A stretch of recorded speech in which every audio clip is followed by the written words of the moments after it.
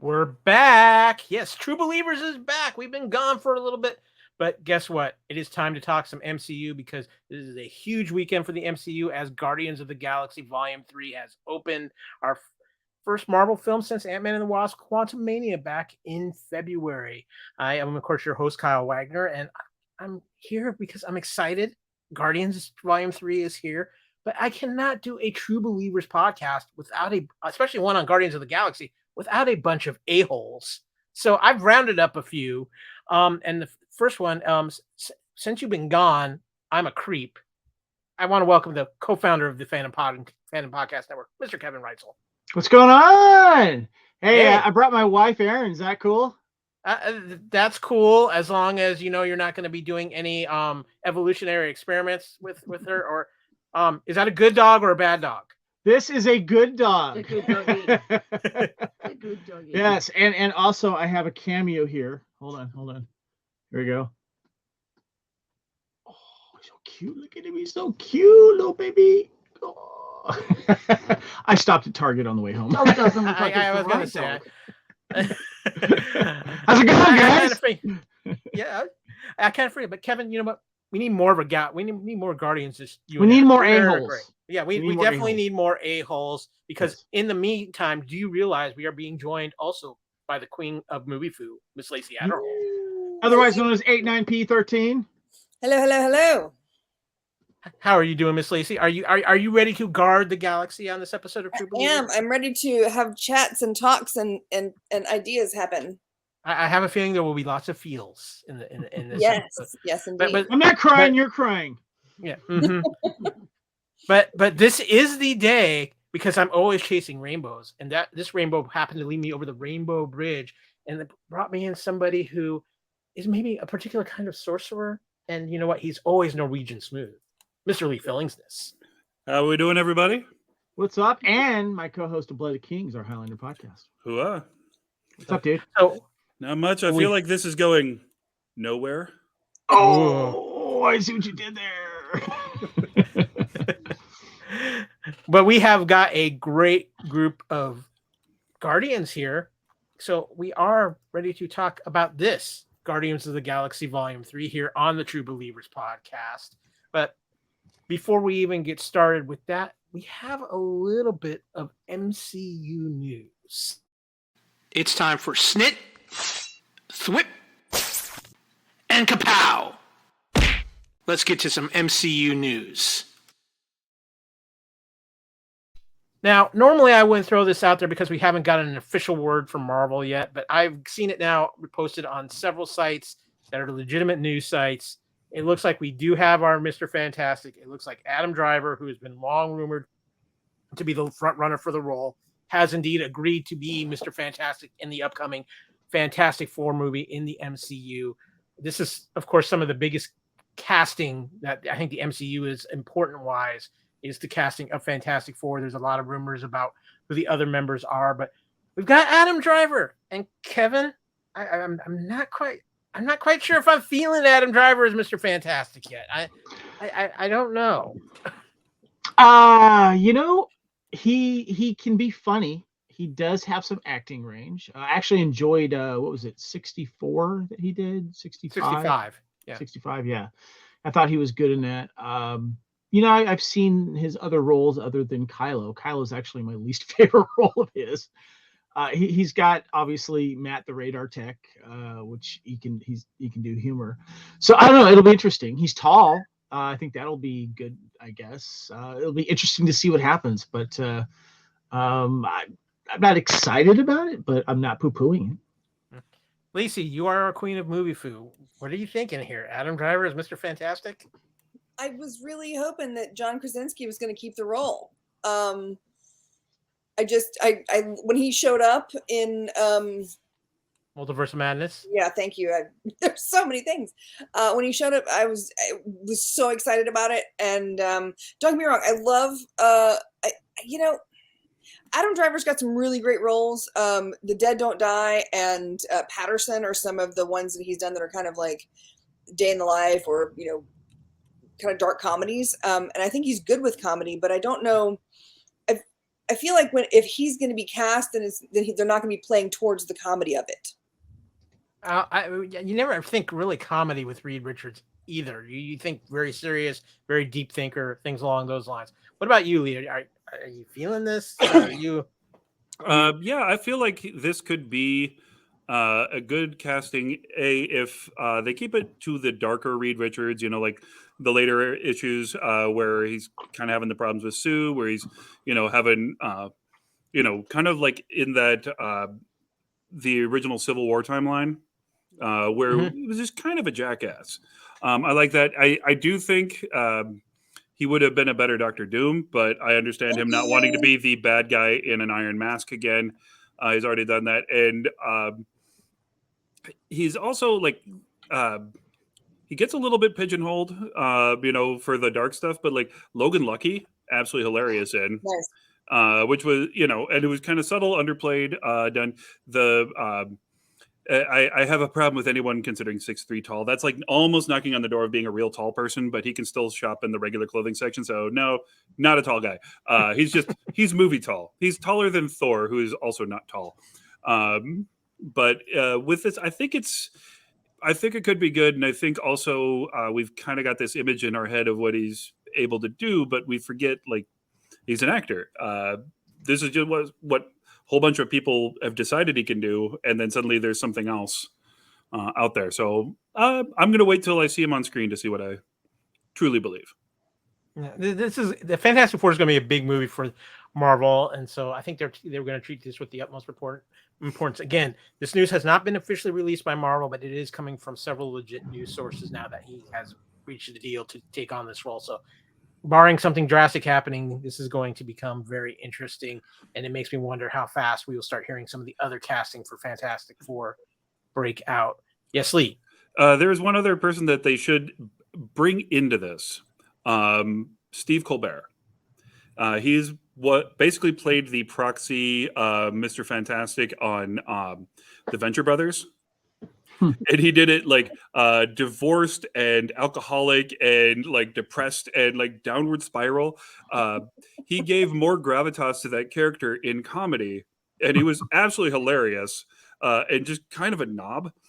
I think like not having Stephen Colbert involved in this somehow would really be kind of a disservice, just because it was better than we've ever gotten. Definitely better than Yoan Grufford, who was not a good Mr. Fantastic. No, well, without a doubt there. But again, going to be very interesting to see how this plays out. Fantastic Four is a big piece for what's going to happen in the future of the MCU. So going to be worth watching to see what happens over the next few months with this. But guys, we are here to talk about Guardians of the Galaxy Volume 3.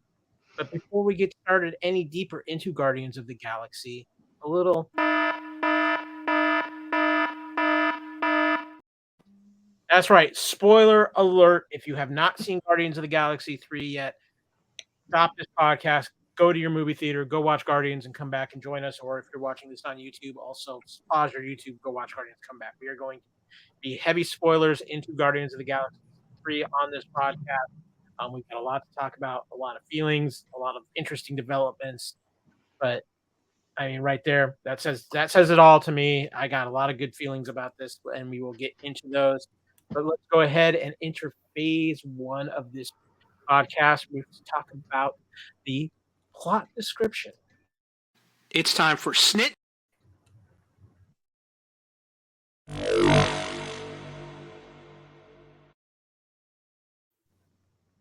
All right, let's get into Guardians of the Galaxy Volume 3, of course, written by James Gunn with a little help from Dan Abnett and Andy Lanning, and also directed by James Gunn. Let's just dive right into the plot synopsis here. The Guardians of the Galaxy have established their headquarters on a rebuilt nowhere. Late one night, they are attacked by Adam Warlock, a sovereign created by their high priestess Aisha in revenge for the Guardians previously stealing from her people. After Adam overpowers most of the Guardians and seriously injures Rocket, he is eventually injured by Nebula, though he is able to flee. The Guardians aren't able to tend to Rocket's wounds due to a kill switch embedded in him, which they identify as being made by the company OrgoCorp. They resolve to travel to the Orgosphere, OrgoCorp's headquarters, in hopes of finding an override code. As Rocket lies unconscious, he recalls his past as a baby raccoon he was experimented on as a test subject by the High Evolutionary, a scientist who sought to enhance all animal life forms into an anthropomorphic species to create a counter-Earth. Rocket became friends with the High Evolutionary's other test subjects, an otter named Lila, a walrus named Teefs, and a rabbit named Floor. The High Evolutionary was astounded by Rocket's ability to deduce the flaw in his anthropomorphic process, though he was also furious that Rocket could solve a problem that he could not. The High Evolutionary perfected the process with Rocket's advice, but then informed Rocket that he and his friends would not be part of the new Earth, ordering Rocket's brain to be extracted and the other test subjects incinerated. Rocket High Evolutionaries suspected this and killed Lila. Enraged, Rocket mauled the High Evolutionary before shooting 2 more guards, but Teefs and Floor were killed in the chaos. Alone, Rocket stole a spaceship and fled counter-Earth. In the present, the Guardians are assisted by the Ravengers and a reluctant Gamora in narrowly infiltrating OrgoCorp, which is a shell company owned by the High Evolutionary. They retrieve Rocket's file, only to discover that the override code has been removed from it. The group speculates that Thiel, one of the High Evolutionary's advisors, has downloaded it into an external memory bank installed in his head. They deduce this may be a trap, but set out anyway against Gamora's wishes. They are followed by Aisha and Adam, who are ordered by the High Evolutionary to retrieve Rocket. Upon arriving on Counter-Earth, the team is helped by a family of bat-like humanoids in tracing Thiel to the High Evolutionary's ship. Drax and Mantis remain with Gamora and Rocket as Quill, Groot, and Nebula travel to the High Evolutionary ship. On the way, they observe that the populace of Counter-Earth live imperfect lives. Nebula is forced to wait outside the ship by the High Evolutionary's guards as Quill and Groot board it. Drax and an unwilling Mantis chase after Quill's group. A creation called War Pig attempts to capture Rocket, but is thwarted by Gamora before it is killed by Adam, who is pursuing the team. While debating with the High Evolutionary about his civilization, Quill points out his creations are not as perfect as he claims. Well aware, the High Evolutionary begins to initiate his planned destruction of Counter-Earth, which will kill all life on the planet. Adam rushes to save Aisha, but is unsuccessful. As the High Evolutionary ship enters orbit, Quill and Groot leap off with Thiel in tow, safely gliding to the ground and retrieving the memory bank from him. Gamora arrives with the ship to rescue them, while Nebula, Mantis, and Drax board the High Evolutionary ship to rescue the now absent Quill and Groot. As Quill's group attempts to access the override code, Rocket flatlines and has a near-death experience where he's met by Lila, Teefs, and Floor. Lila tells him that his time has not yet come as Quill uses the override code to disable the kill switch and save Rocket's life. Mantis, Nebula, and Drax come across hundreds of imprisoned anthropomorphic children of the High Evolutionary ship before being captured and placed in a chamber with the monstrous obelisks.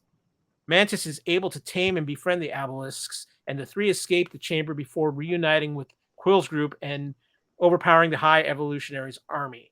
Kraglin and Cosmo arrive with Nowhere, and Cosmo creates a telekinetic funnel connecting Nowhere to the High Evolutionary ship so they can free the captured children. Adam attacks again, but is spared and saved from death by the Guardians.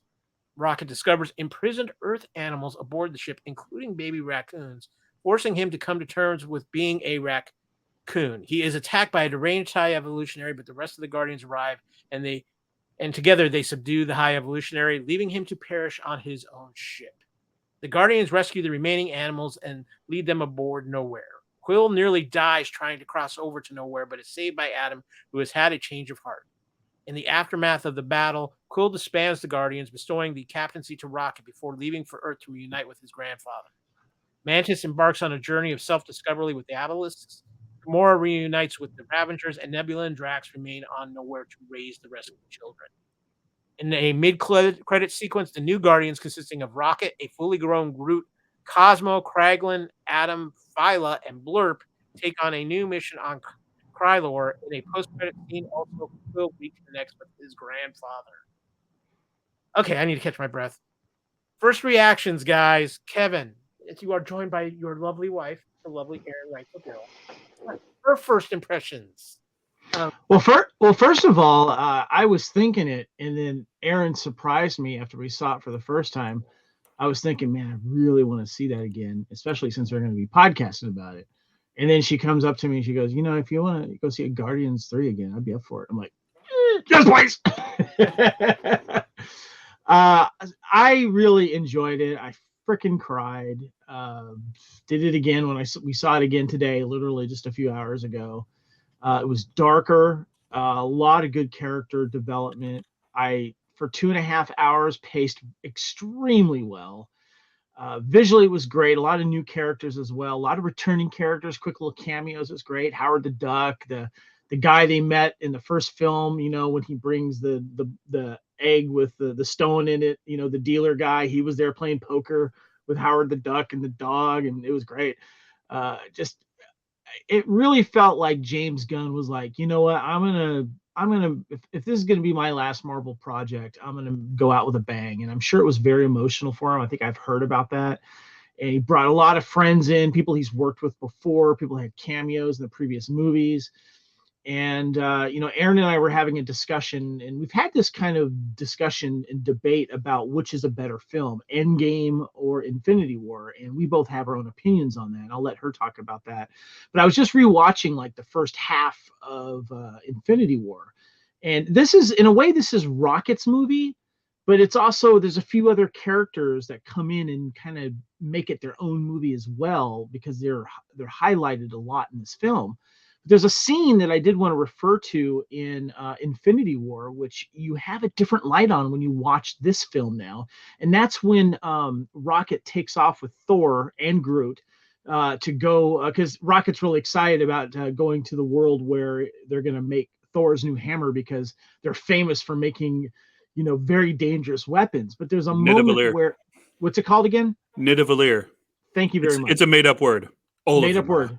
That's fine. That's fine.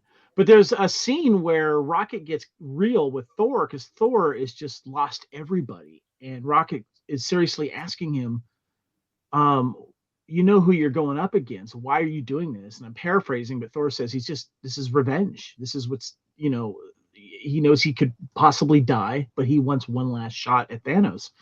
And then there's a moment when Rocket goes, with this burden on him, realizing the situation that he's gotten himself in after he did all the joking. And he goes, well, I guess it's time to be the captain now. And I'm going, whoa, you know. So emotional, especially with the animals. Oh my God. We'll talk about that later. But yeah, Aaron had to ask me again after watching it a second time, after I'm like, ah! Are you all right? I love it for it. So anyway, your thoughts. Oh, so I'm probably out of all this group, I'm the person who least likes the comic movies. So I'm not a comic movie person. And if I do, I like all the old stuff. So like my favorite is like Superman the movie and X-Men 2, Spider-Man 2. There's a lot of twos in there. So I saw Guardians of the Galaxy. I've literally stopped watching any of these shows after Endgame. To me, that's the end of it for me. I'm done. There's nothing more. I don't care. We went and saw Doctor Strange. I'd rather have stuck pins in my eyes. It was just, So the recent one. Yeah, the recent one. Well, I don't know. The first one wasn't that good either. But so I'm finishing on Endgame, and I love Infinity War. Endgame, to me, that ends it. So when Kevin wanted me to go, I knew he'd want to go and see this. But I did see some of the trailer, and it had some sort of lot of bit of emotional stuff in it. And I thought, oh, okay, this could be, I'll either sleep through the whole thing. There you go. And he knew that, or I'll stay awake. So going there, I sort of fell asleep a little bit at the start. I nodded off, and then I woke up. And to me, it's up there in my like top 10 of like superhero films. I didn't really like the first one. I didn't care. I saw it, couldn't tell you what happened. I knew that there was people in it. They were better in the Avengers for me. I love them in the Avengers movies, but not Guardians of the Galaxy. Whatever. Didn't see the second one, and I don't think you really needed to see the second one to watch this. That's how I felt. I filled in a few of the holes, but I didn't. But I didn't really give it. I didn't care. Right. I mean, I know you said, but they were very small fill-ins. I honestly think you needed to watch the holiday special more than you needed to watch Guardians. Oh, I slept through that. I slept through that. Go on. Boring. Did nothing for me. I was like, So, but I think it was because of quite the darkness, and I'm a horror fan, so that's why I love Infinity War. There was a lot of everyone was up against things, and what I like about this, there wasn't too much action, and when they did do the action, it had purpose. Like as you said, like we talked about the other day, the fight scene where they're all having their own ways of fighting. That was good, and it didn't get over like Avengers at the end of Avengers got boring when it was just continuously breaking down New York and smashing things. I started to turn off. I like it when they fight and when they're talking. That's when I stay awake. So when it was a little bit more character driven, this is why I like it better. So again, seeing it again the second time today, I did drift a couple of bits, but then I'm tired and I'm old and I did a hike in the morning. But I still enjoyed all of it. And even with the animal stuff, and as much as people are saying it's violence against animals, you actually don't see anything, though you know what would happen. Heavily suggested, yeah. Heavily suggested. Which still guts you, you know? Yeah, and I'm shocking. I can't go see any animal movies. Greystoke floored me. But I could understand where it was coming for Rocket's sort of, trial, his life, what he was going through. So I can see why some people are going to have a mental about it, but I also think it was necessary. And I think it will bring a lot more, I think mum and dad will watch it a bit more than just sitting there because they've had to take the kids there. I think it is a lot more character driven than any of the other films. And Kyle, you and I have had this discussion too, and I think with you guys as well, is like, they need to spend more time on the characters and less gigantic long battle scenes. I mean, that hallway battle scene was done really well, and it was kind of like Gunn Scorsese shot, where it was like there was no cuts. It was very clever, and everyone got their moment to slay someone or do a cool move, but it wasn't that long, which was nice. Yeah, so that was there. So it's sort of broken through the in-game barrier, and then that will get sucked in. Then I probably won't see any others. Gotcha. Yeah, that's nothing for me. And by the way, but real quick, I just want to mention, Aaron is part of that group that will go see it this opening weekend because maybe someone brought them to it. But they just come in, they want to have fun time with the movie, and they don't want to go watching all the TV shows to try to get caught up. Yeah. They'll ask someone that they're married to. No. Yeah. No, I did the T. I liked the first one, the Vision, and that. I thought that was cool because it was different. And then I turned off. I don't care. Lacey, you've seen it a couple of times yourself now. What are your thoughts? Yeah, I've seen it more than once. I am one of those people that really was kind of, there was some things that were kind of hard to see. I really did not need to see the bunny with no legs. Like that it was just awful. And then the scene where they're reacting to the video. Thank you. That was the worst. I mean, watching Nebula say that this is worse than what her father did to her, like after all that, it just, it was definitely a warning for anybody who has young children or that kind of thing. But overall, I thought it was fantastic. I loved Adam Warlock is so funny, and I think Will Poulter is just amazing. I love that this will be, that they got Nathan Fillion in all 3 volumes now. I think there was a lot of good humor in it, but I think that most of the humor wasn't Star-Lord. And I think that it kind of, the first 2 seemed kind of driven by Star-Lord. And this one is definitely driven, but because it's about saving Rocket, it's so angled that I think that some of the humor came in from different places. But I really liked it. I'm very happy that Michael Rosenbaum finally got a line. So I was like, yay. Lee, what about you? What were your feelings on Guardians of the Galaxy Volume 3? Lee, you're muted. Yes, I know several ex-girlfriends wish they could have that power over me. I see that the lovely Erin has left. I was just going to let her know she doesn't need to watch Guardians 1 again because it's pretty much this movie. down to, oh, we're just going to get out of this military facility by turning the gravity off. And we're, the bad guy is kind of this guy in a weird mask that's going to send a couple of family members after us, and they're going to have a disagreement. And, but there was some really good stuff in here. There was a lot of heart, kind of piggybacking off of what Lacey said about this being Rocket's movie. It's sort of like, in kind of prepping for this, I realized that they've now taken Rocket's thread from 1 and 2 and made the trilogy kind of this Rocket thing. Because, we see him show up on Xandar, and then we have like the little thing in the prison. I didn't ask to get pulled apart and get put back together. You got the argument with Groot. He called me vermin. You see all these things. You see the way that he kind of interacts with Yondu in number 2. Welcome to the friggin' Guardians of the Galaxy. Only it didn't say friggin'. That kind of goes through, and even the tales that they had in Endgame specifically, but also in Infinity War, really start to play off because him and Nebula both are the ones that really experienced that loss. Nobody else, I don't know what happened to Kraglin during that time. He might have been dusted or not, but like the rest of the Guardians were gone. So like they both have had these 5 years to process this. And I like that they allowed the characters to change or to grow through this. And I thought that was just a brilliant thing. I will never call the one War Pig. I will call that one, and the other one next to them, that's Bebop and Rocksteady. I don't care what James Gunn says. That was Bebop and Rocksteady.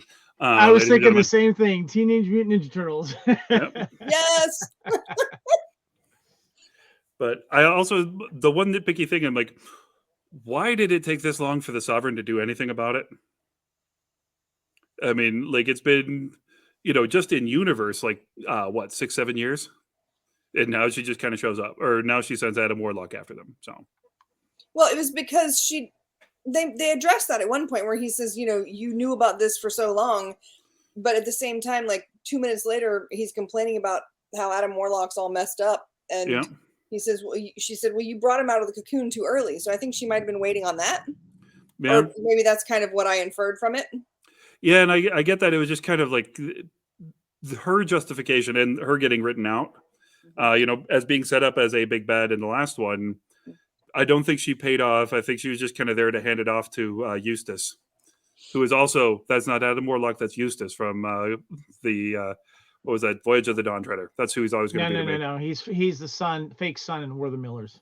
Nah, Eustace first. Eustace first and always, man.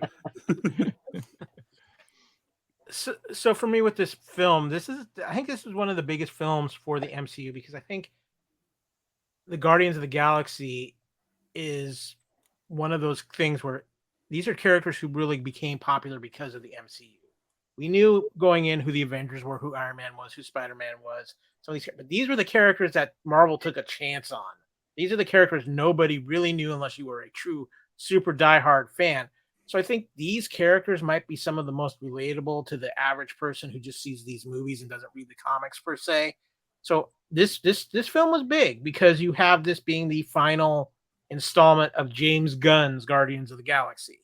Obviously, we might see maybe somewhere down the line we see Guardians again, but I think Gunn, this movie works, and it works very well because one, it doesn't feel like it has the weight of the MCU and everything else that's going on in the MCU on it.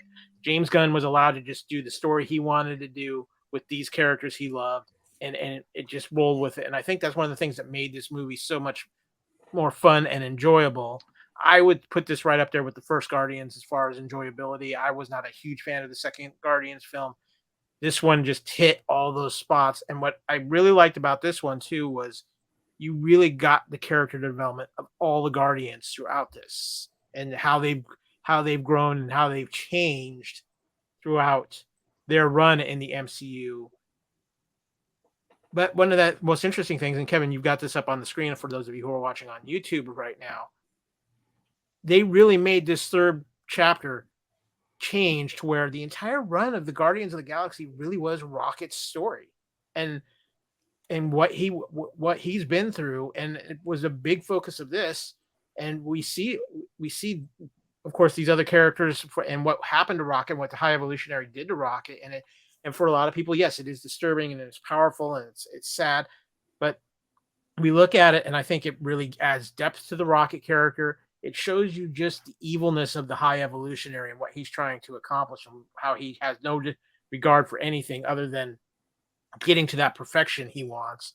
And I think too, it really gives us even more so of an emotional attachment to Rocket than we may have already had, because we've always seen Rocket as kind of this, smart mouth character, likes to blow things up, have fun with weapons. But in this film, we see too a lot of the emotional bonds the Guardians have formed, and I think that's what really gives you the feels in this, and that's what James Gunn worked so well in this film that makes, I think, this film something very special within the MCU. Kevin.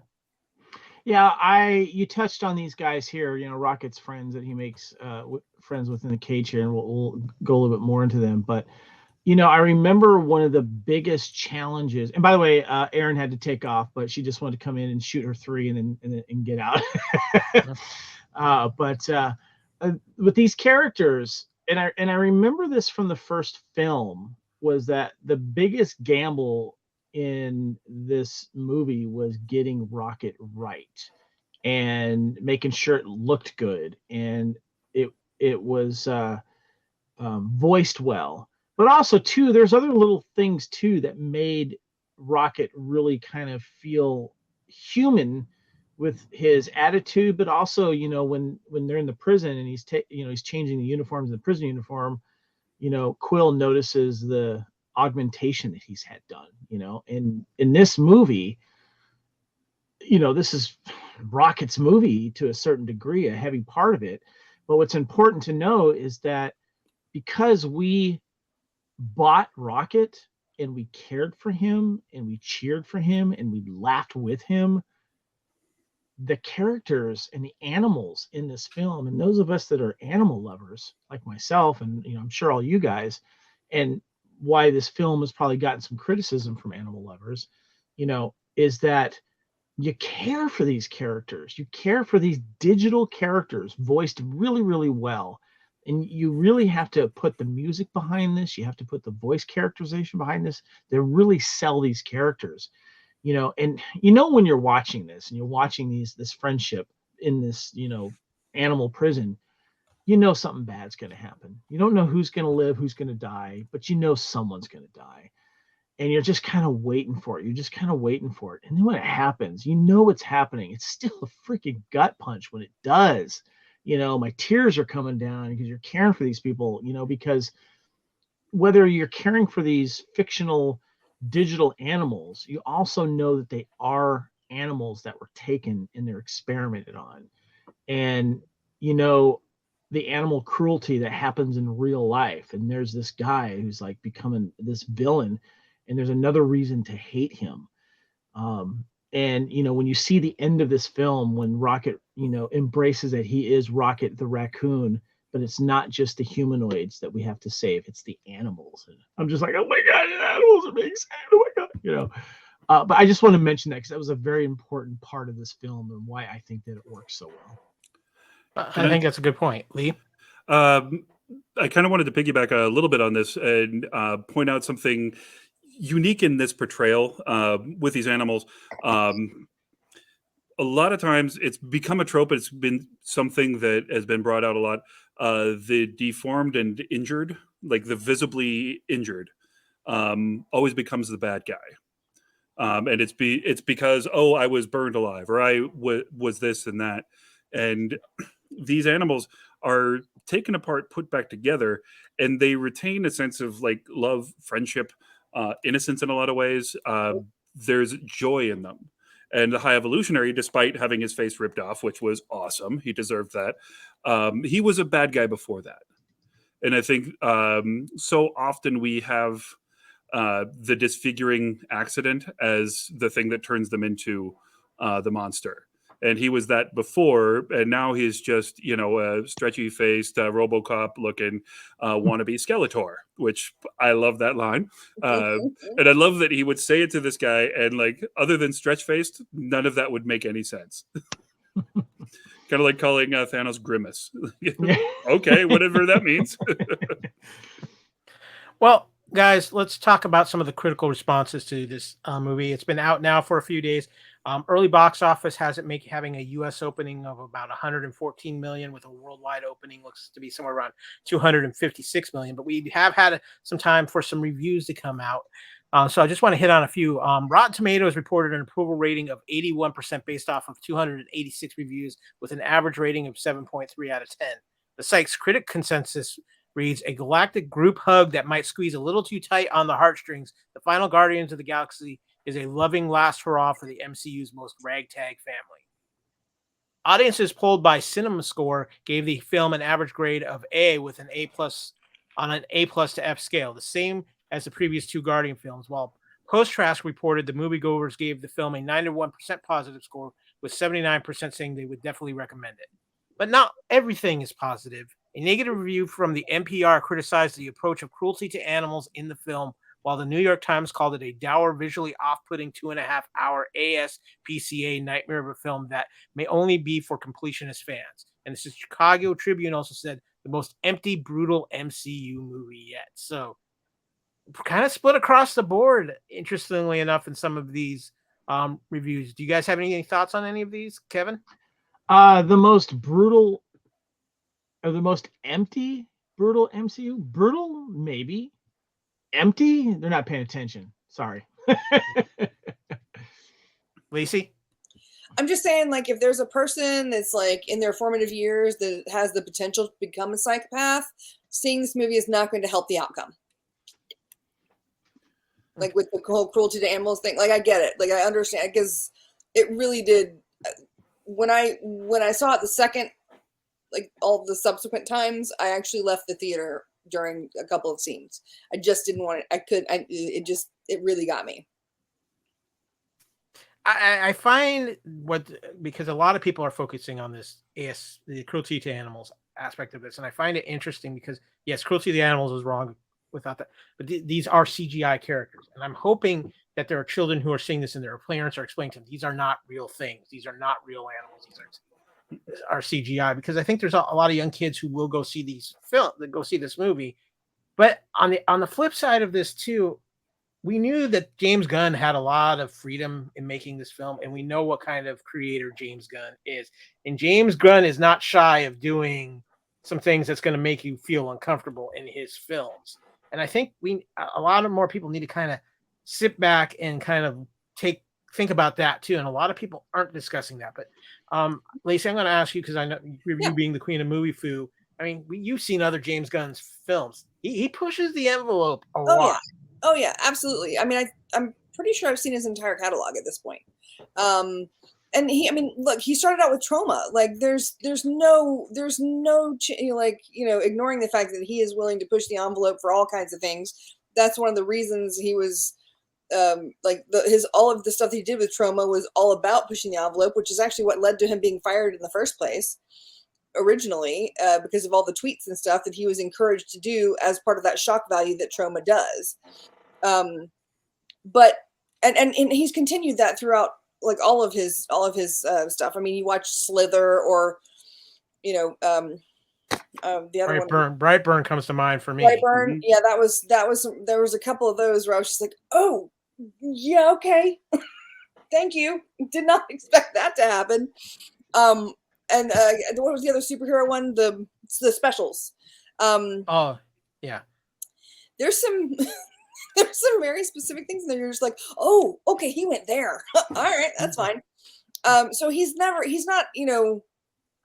one to shy away from pushing the envelope, but I think that knowing that this is a mass consumable, like this is a mass audience thing. This isn't something where he was hoping to get, 30 people to watch in a theater when he was 26 years old. So there are some levels where you kind of have to think, well, especially when it comes to such a beloved character. And talking about the CGI thing, talking about parents telling their kids, it's not real, it's not real, it's not real. The rub there is that CGI has gotten to the point where, because we're trying to make it as real as possible, now some of the work that they've done on animals, it's indistinguishable. Like it really is. I mean, look at that picture. Look at that picture. So they're making it look as real as possible, and then the parents are having to say, "Oh, but it's not real." So it's kind of a one side or the other kind of situation. Lee, you or Kevin, do you guys have any thoughts on this topic? Go ahead, I do. Lee. Yeah, I think the animal thing, I get that. And I also remember growing up in the 80s and, oh, we should watch this Don Bluth film, The Secret of Nim. And that was nightmare inducing. And then Watership Down. Oh, that was terrifying. And like Plague Dogs. Yeah. I have this distinct memory of my dad getting one of the first VCRs that Ankeny, Iowa had ever seen. And he brought home 2 videos. One was Raiders of the Lost Ark. And my mom's like, oh, that's not good. We should watch this Jim Henson movie. That'll be better for our 5-year-old son. It was The Dark Crystal. So like there's the kids, I went through it. They should have to go through it too. But I do see what you're saying there. I will say that anyone who says this is empty wasn't paying attention. A lot of the other Marvel movies have been just cut and dry morality plays, the kind of crap that a youth pastor would put out in terms of message. Not really in any way good. This one is existential almost, and it does get into a lot of things. Just the thing, Drax the Destroyer. No, you're not meant to be a destroyer. You're meant to be a dad. And then we get back, and it's like, oh yeah, he became the destroyer because they killed his family. He was the moment with Mantis and Drax in 2, which I think is a very important moment in Marvel. That sympathy that she has once she understands what he's been through, and he's despite being this big lumbering idiot, which is what most tall guy actors get to play. There is depth to him, and there is something more human, or whatever race he is, allowed in there. And I think that's a very important distinction to make. And even this one, though, is very much nature versus nurture. And we find out that neither of them is really it, because Rocket isn't naturally this. And he wasn't nurtured really to be that. They're like, oh, let's see what you can do, instead of let's help you realize what you are. And there was something beyond this binary option of, is it nature or is it nurture, that allowed him to recognize something new. And that moment where I forget what the specific chemical was, but like he recognized this is the problem. And there's something beyond that. There's something, we'll call it human potential. We'll call it that evolutionary step, but it was more than that. And I think the most powerful moment for me was, and I might get choked up on this, but when Gamora broke down, finding out that Rocket was alive. Because again, those were the 2 that survived. And they helped each other through the death of that entire family. And she was grumpy and angry, as a character throughout all of this. Even when she hugged Gamora for the first time, it was kind of awkward. And all of her sadness has been in rage. And in this moment of relief and the breakdown, it was like the 2 examples that come to mind are Forrest Gump asking if his kid is smart, when the entire time he's never played himself down, and Gwyneth Paltrow in Royal Tenenbaums, where she plays very flat the whole movie, so that when she finds out that Richie was suicidal, that she then has the breakdown. Like that's the moment where she's allowed to have that. And I think it was beautifully set up, because she's playing the Gamora we expect. I am angry. I'm going to hit things and say, odd, somewhat funny things. This was beautiful. This was probably the most, this hit me harder than Mr. Stark, I don't want to go. Like, this hit me harder. So, Kevin, what about you? Yeah. Lee touched on a lot of stuff there, and being of a certain age, as the most of us are here, we've watched some traumatic films regarding animals, and when the first time Erin and I were watching this, she turns to me going, I don't know if I want to be watching this right now. When we knew what was coming and how uncomfortable the animal scenes were, but it was done really well. I thought it was, the deaths of the friends were, done in a way like a couple of them were off camera, and they weren't like, gory or anything like that. Seeing the animals being transformed, you're wondering like, oh, the turtle, what's going to happen? Oh, the kangaroo, or whatever it was that was putting those things, and you're like, and they start doing the changing and stuff, and you're just like, oh man, and you remember all of those cosmetic commercials, those cosmetic companies that were testing on animals back in the day, and that had to be changed, thank God. But what really gets you is the emotional tug between these characters. I mean, Nebula had some wonderful moments, and hearing Groot speak for the first time, English, that got to me, when I think of all of the emotional tugs I've had during the Marvel MCU, and so many different times I'm tearing up. I know this is recency bias, but when I look at the moments in Endgame or Infinity War, where it was either the deaths of someone or the moment of triumph in Endgame, you're waiting for that moment of Cap to call out the Avengers, or him using the hammer. This was dark, and you go back, you have those moments in Infinity War, and you have those moments in Thor: The Dark World, and this was probably the most gut punch movie of the entire MCU.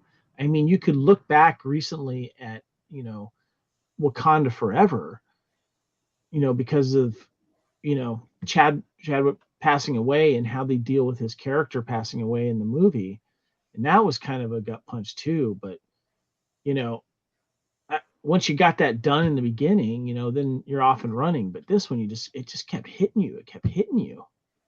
And even after a second viewing, when you know that it's coming, this has got to be the most emotional MCU and movie I've seen in a while. You guys hit all very good points. I want to hit on a couple of emotional aspects of this film too that hit me. I think one of the most powerful emotional sequences to me was the scene where Rocket flatlines and you see Peter Quill's reaction, and then when Rocket's alive, the hug, and then Groot with the group, kind of the group hug with him and Gamora. I lost it there too.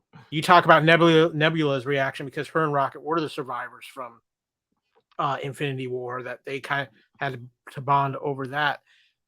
I also think there was also some great moments of things that they set up with Groot. I think you have the scene where Nebula is just talking to Groot. Groot says, "I am Groot," and she replies right back after saying earlier, "You guys are just making up in your head whatever you think he's saying." And then she does it herself, and she catches that. And then, of course, the end scene, which James Gunn has said on record, the point of understanding when Groot says, "I love you guys," is that by the end of this trilogy, we've all come to speak Groot, and we understand Groot, and that's why he had Vin Diesel say the line in straight English. So there's that. There's another thing too. There was another moment in this film, and Kevin, I think that you are really going to understand where I'm coming from on this, because we've talked about this. I talked about it with Picard, and I talked about it with The Mandalorian. The sense of peril for your characters. Mm-hmm. The scene where Star-Lord gets caught in space, and we see what's happening to him. There is a sense like, oh my God, they are, James Gunn is actually capable of doing this. They could actually be killing off Star-Lord here. And there was that sense of peril involved with it. And that brings out that extra sense of emotion. And I think to be able to do that with one of your main stars and your main characters, and to make your audience feel like they might not actually rescue him, and they might actually kill him off here, is a very powerful thing and a really great writing thing to do. Kevin, Lacey, I saw you both hold up your hands. Kevin, I want Lacey. Okay, go ahead, Lacey. Your mute's on, Lacey. Lacey, you're muted. There we go. I was going to say that because beforehand we knew that we're not getting a Guardians Volume 4. We know this is the end of the trilogy. We know that this is the end of that story, and that there's a possibility that other people could come back. But we know that Bautista had already said that he's not coming back. We know that Bradley Cooper mentioned that he hadn't re-upped, or someone had said that they haven't re-upped Bradley Cooper's contract yet. We didn't hear anything about, so all of these potential characters that we know aren't coming back because the actors have already said, or there's been word that certain contracts haven't been renewed yet. So legitimately, I was worried when Rocket was injured. I was worried when Drax. At one point, I thought they weren't going to bring Drax back when they were in that first main fight when he got shot. And then Star-Lord, when his face blows up, like that's something you don't really think that they're going to come back from that. Total Recall, they did.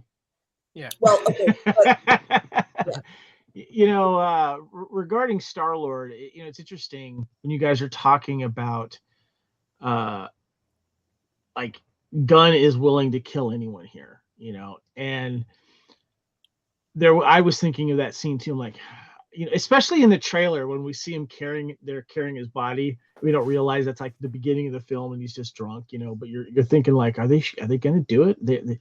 The marketing in the amount of the trailers that we got, it made you think that we all played the who's going to die game before we were watching this. We had those conversations because we feel like, well, this is the last one.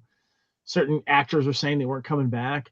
But regarding Star-Lord, yes, he didn't, he's a major part of this film, but we had a lot of other co-stars really developing this. But what I really liked what they did, it was kind of subtle, it was interesting, but I'm glad they did it. The famous elevator scene that we see in the trailer, when he's referring to Gamora, coming back as a total dick.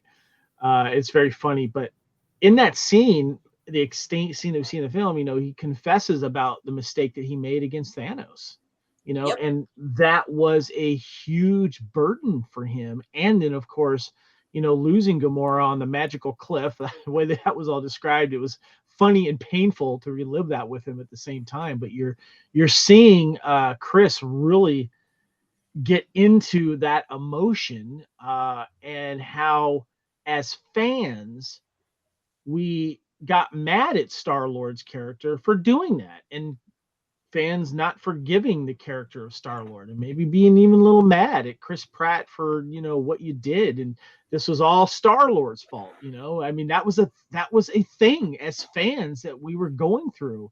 He messed it all up. He did, it was all his fault. And so it was nice to see that moment for him dealing with that and that whole burden, and it gives you fuel for why he has this love for his newfound family, and showing alternate universe Gamora what these people mean to him. And that moment when he's hugging Groot, he's hugging Rocket, and then Groot comes in and his vines come around, and everyone, it was a moment. But I wanted to bring that moment up with Star-Lord because you see him change in this a little bit, and he's still funny. He does his thing, and comes back from that moment. Did that look cool? It's something he would say. But I wanted to give Star-Lord a shout out there. Lee.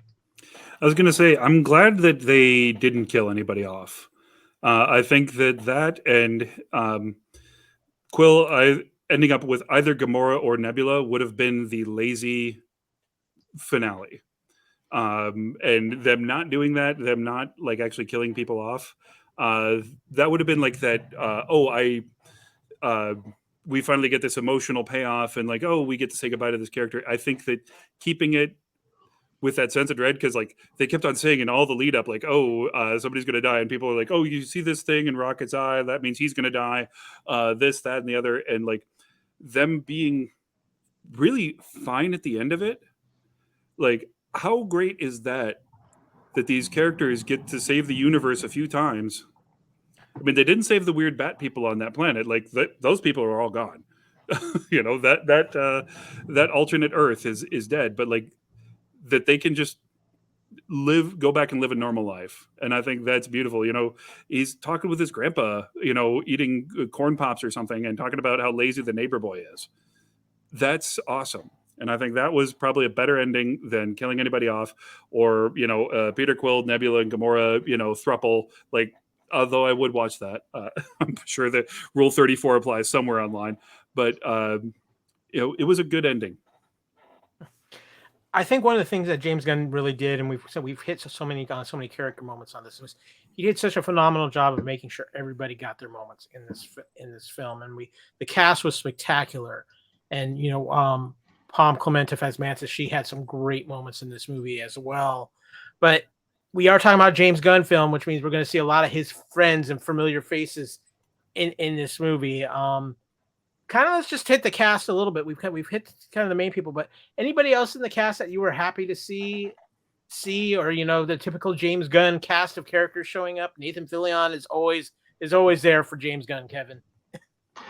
Yeah, we've had him, as Lacey mentioned, in all three films, where he's voicing the big blue bully alien in the in the Guardians first film. I heard he was going to be in this film, but I wasn't sure exactly what character he was going to play. And it was nice to see his face in these kind of like weird Dune-inspired puffy outfits with lots of stuff going on. I got a little 12 Monkeys out of it as well. But yeah, even the Gold Lady, she came back, of course, birthing Adam. I thought it was great. It was nice to see Sylvester Stallone come in as well. Because didn't he also voice the shark in the that was good. But yeah, here's Nathan here. I thought it was great, and he had his moments. I thought it was good. So yeah. Okay, so Lacey, what about you? I know you mentioned it earlier. Michael Rosenbaum back in this film as well. And Judy anybody Greer, else? Yeah, Judy Greer voiced Warpig, and but you know, I gotta tell you, out of all the characters, though, I really think that Adam Warlock, he has, you know, everybody has their entrance, but I think that he might be my second favorite entrance of a character in a very long time. The first one will always be Kuzco, but I think he had a really good entrance. And every time we see him fly, he's carrying someone, either Rocket or Blorp, whatever, or rescuing Quill. So you never really see him flying alone. It's just a very interesting character. And he had a lot of like religious imagery as well. Like when he was injured, he was in the shape of the Pieta. When he was rescuing Quill, they had the hands of God. You know, the two fingers, the Sistine Chapel. Yeah, and so it's interesting that he has kind of a. I don't want to say. I don't know. There's some interesting religious affiliations there that we'll get into that a little bit more, because we're gonna have a little discussion about Adam Warlock a little. Can we give a shout out to Blurp here? I'm sorry, I fell in love with this guy. And apparently there was a hairless version in the first film, and Gunn was really excited about bringing this guy in here. And where is my plush Blurp? And I need my my plush. What's the character from Star Trek Prodigy I like? Kyle? Oh, Murph. Murph, yeah, I need my plush Murph. But well, look at this guy. How cute is he? At the end of the film, he's an official Guardian. So yes. Lee, anybody else for you that you want to make a mention to? I mean, have we all forgotten about Lloyd Kaufman as Griddlemop, the romantic paramour for our beloved Drax the Destroyer? What I was really hoping for would have been like for him to come in during that fight scene and just start, you know, get your hands off my man. Something like that would have been great. Like watching Drax be like, thank you. just be uncomfortable with it. I thought that would have been great. There was one other one that just had me cracking up. I mean, kind of Linda Cardellini there. That was a pretty fun one. I'm trying to find it. Lila. Bringing Rooker back. Yeah. Yeah. Oh, the Yeah, Rooker dude. cameo was so well done. Well, and then it was given to Kraglin because even from the first one, like there was that relationship, and like the guilt that Kraglin felt in the second one, for betraying him, and like that relief that he had at the Ravager funeral. That the Yondu cameo was in service to Raglan, I think was a really good choice. I thought that was pretty cool. Then you kind of talked about the broker coming back. That was definitely fun to see him again. I just wish somebody would just mess with him again. That killed me in the theater the first time. We had a cameo by Pete Davidson, friend of James Gunn. He came in and was playing that weird little deformed creature that scared the crap out of Mantis. And then, of course, she said, I was reacting to something scary behind you. But he came in for a day and did this character. It must be nice to be a director like James Gunn, and there's a few others in Hollywood that they just ask these guys and they will make the time to be a part of his projects.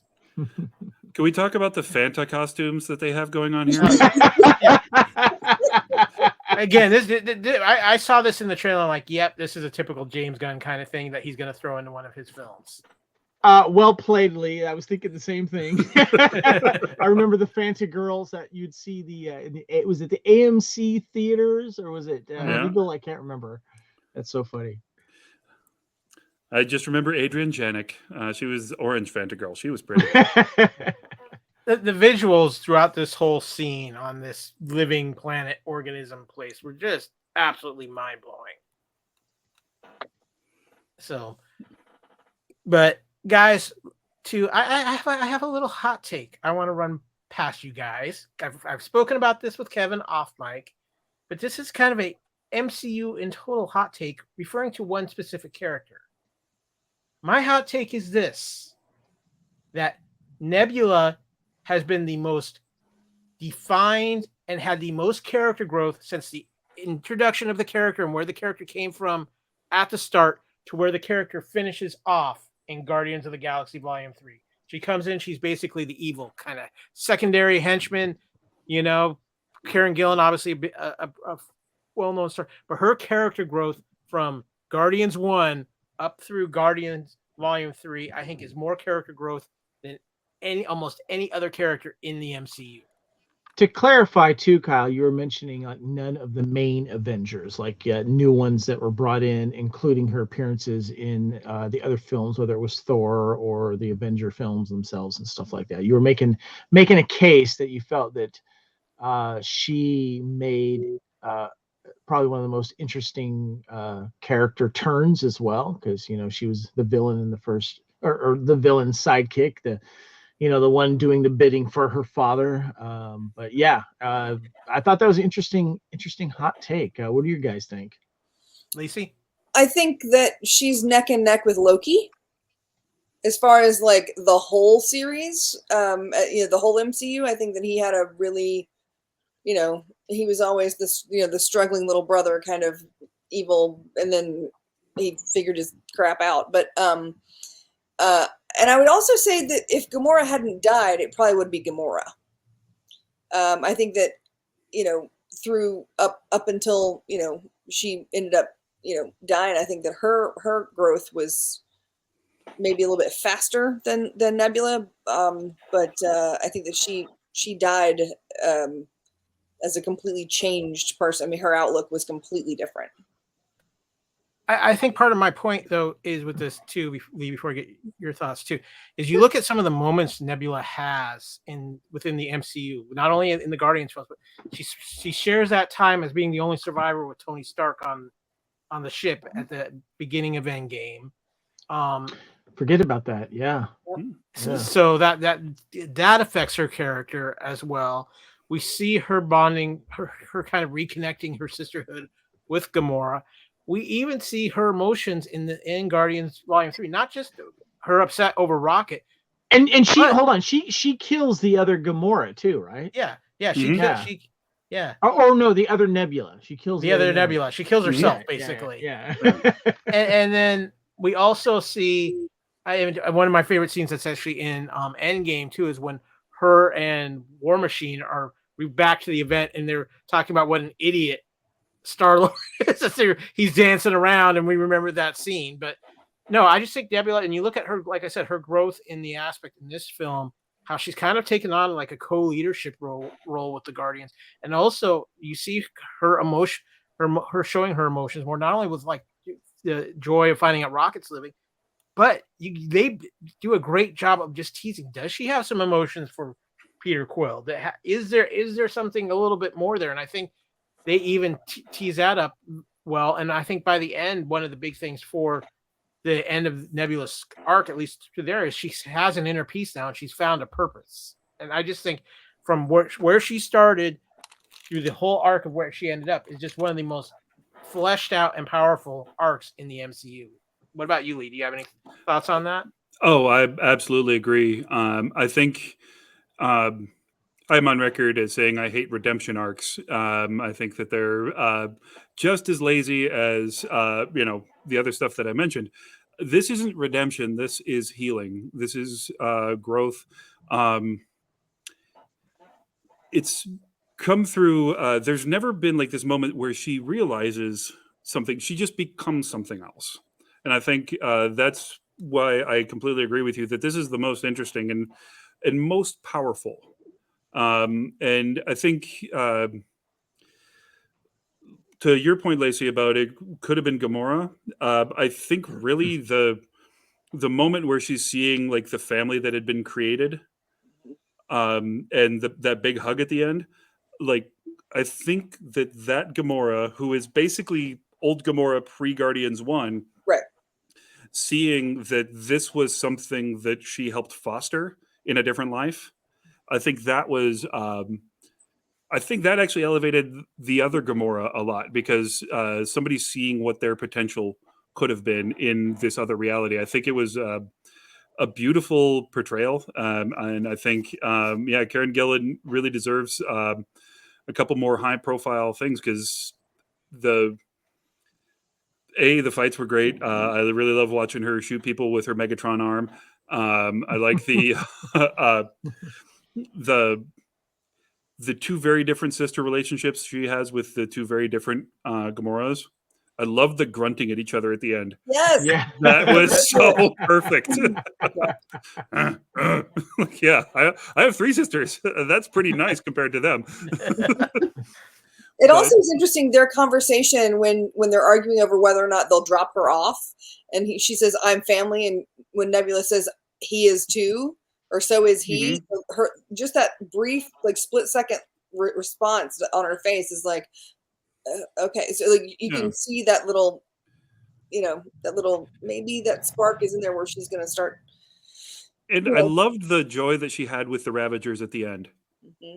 Yeah. That was such a great because like that's where Quill kind of found his family in those little moments. And I didn't catch it the first time, but realizing that Quill gives Rocket the Zune, which was his last gift from Yondu after losing the last gift from his mom. Like that was another thing. Like the second time I'm like, oh no, that's the Zune. Like I completely overlooked that and that it was something that he was jealous of. He guarded like, hey, stop playing with my stuff. That he gave that away and then went back home. I think that was just beautiful again. Well, sorry. No, go ahead, Lacey. I was going to say it also kind of like ends the circle of of his interaction because the first thing you see between Rocket and Quill is him being trashed and screaming at Rocket over the Zune to begin with. So the fact that he almost died and the last thing there's always that thing when someone dies and you're in an argument with them. That's you can never take it back or whatever. So there's and that also gives whoever takes on the mantle of potentially giving us a new Guardians, that also gives them the music to move forward. Well, and to what you said, the last thing that he did to his mom was not take her hand, and that's all he has left of her. And then he says, "I went back and got this for you." I thought that was pretty cool. I will say, like, having the Redbone song at the end, it's like only Rocket might have had a connection to that. The rest of them are like, "Oh, what? Who cares?" So that was one of those shout outs to the audience more than anything. But at that point, we deserved it. Kevin? I wanted to give a shout out to Mantis in this one, because I think that we could agree that when it came to the holiday special, that was really like her kind of coming out party as a really cool character, showing a little more depth to it. Because, when you watch Guardians 2, she's basically just a slave. And, she's, saying, she's taking in the insults that Drax is saying, even though he's not really trying to insult. And it's interesting, how he says that, she calls her like an ugly bug or something like that. Mm-hmm. And Gamora says she's not ugly. But then you see the Guardian special too, and how she is trying to help Quill and understands how important Quill is to her and the whole group. And she's kind of the glue a little bit, trying to keep everyone together. And, and her and Drax have this adventure to find Kevin Bacon. And I really felt that her character really came out, and you really got to kind of see that come full circle in this movie.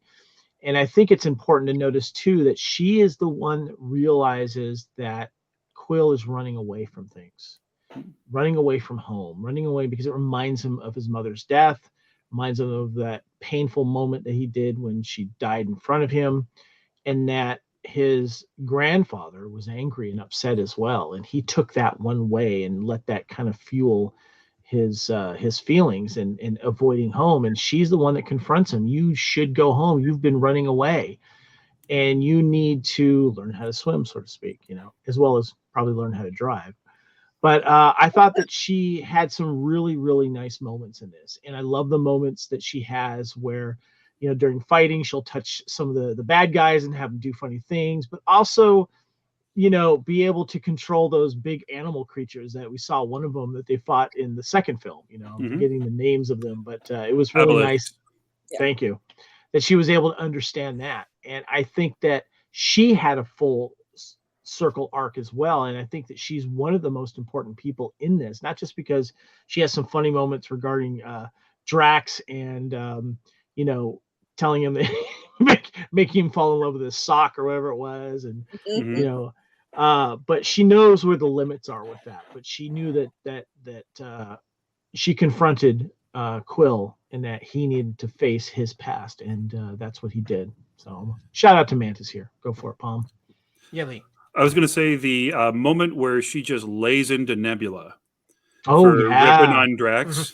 Yeah. A total, evil little sister energy. Like I said, I got a bunch of them, and my little sister is the meanest of all. But like, if you mess with like my dad or anybody else, she will just lay the smackdown on that.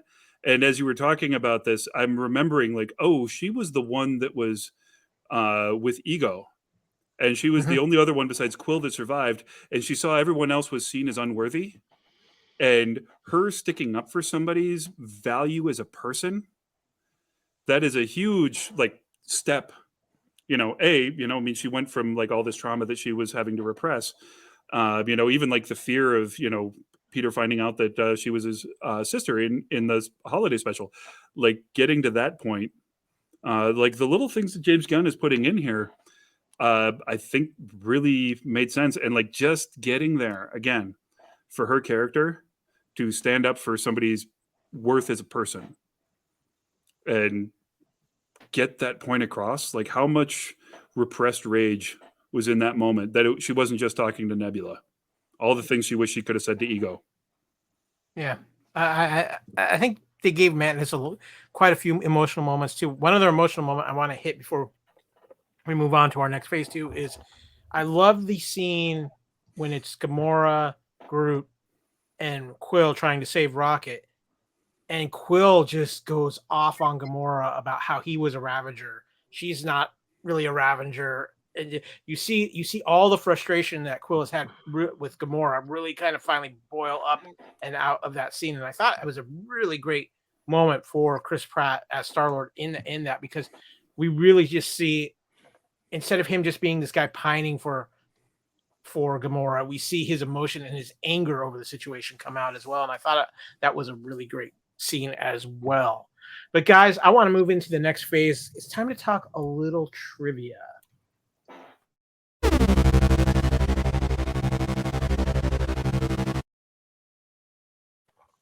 Okay, guys, I dove deep into the books of Marvel trivia and found a few interesting tidbits for Guardians of the Galaxy Volume 3. First of all, it is the 32nd film in the Marvel Cinematic Universe. Who would have thought? I mean, really. Sweet sassy Molassy. Does We that are at include the Spider-Man movies? That's starting from Iron Man, Nice. Okay. and including anything that was tied into the MCU. So it does include the 3 Tom Holland films. Of course, Cool. we are in the 15th anniversary of the MCU. Iron Man came out about a week ago, and having its 15th anniversary. So we've got that. Another interesting fact, released exactly 6 years after Guardians of the Galaxy Volume 2, this marks the longest gap between an MCU film and its sequel, surpassing the record set by Doctor Strange in 2016 and Doctor Strange in the Multiverse of Madness in 2022, released 5 years and 6 months apart. I think we can Thank you, probably COVID. Yeah, exactly. This is the first MCU movie to have an uncensored use of the F-bomb, ladies and gentlemen. Mm-hmm. We got the one PG-13 F-bomb. Yes. Yeah, exactly. Get in the effing car! Cosmo is giving a female gender in this film as a tribute to Lacee, the Russian dog, one of the first animals in space. Now, in the comics, Cosmo was a male dog, but here they switched it up to a female. I want to get into this too because there's a couple of pieces here. This Guardians of the Galaxy Volume 3 was supposed to be the first MCU film after Avengers Endgame. And that ties into, of course, one of the reasons why Guardians of the Galaxy Volume 3 was delayed, the firing of James Gunn. After being fired over controversial quotes from the past in March 2019, James Gunn was reinstated by Disney as director of the film after meeting with President Alan F. Horn on multiple occasions. Horn came to this decision based on Gunn's public apology and his handling of the situation afterwards. Gunn had never fought his firing and stated that my words of nearly a decade ago were at the time totally failed and unfortunate efforts to be provocative. I have regretted them for many years since, and also because they don't reflect the person I am today or have been for some time. Gunn did not start production on this film until his work on the Suicide Squad was completed. So, a couple of things here, guys, I want to ask you about. First, I want to talk a little bit about the firing of James Gunn, because that really, we all remember when that happened, and it was a very interesting time, and we were really looking hard at the aspects of social media. We could have not had this film directed by James Gunn, and I think it would have done a huge disservice.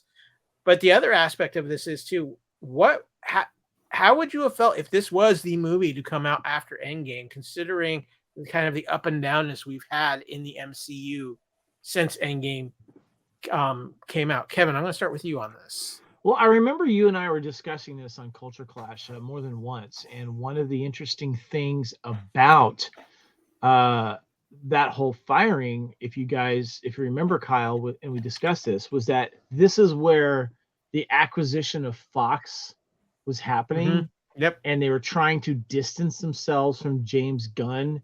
So it was we were kind of speculating like, look, we got to fire you publicly here, Gunn.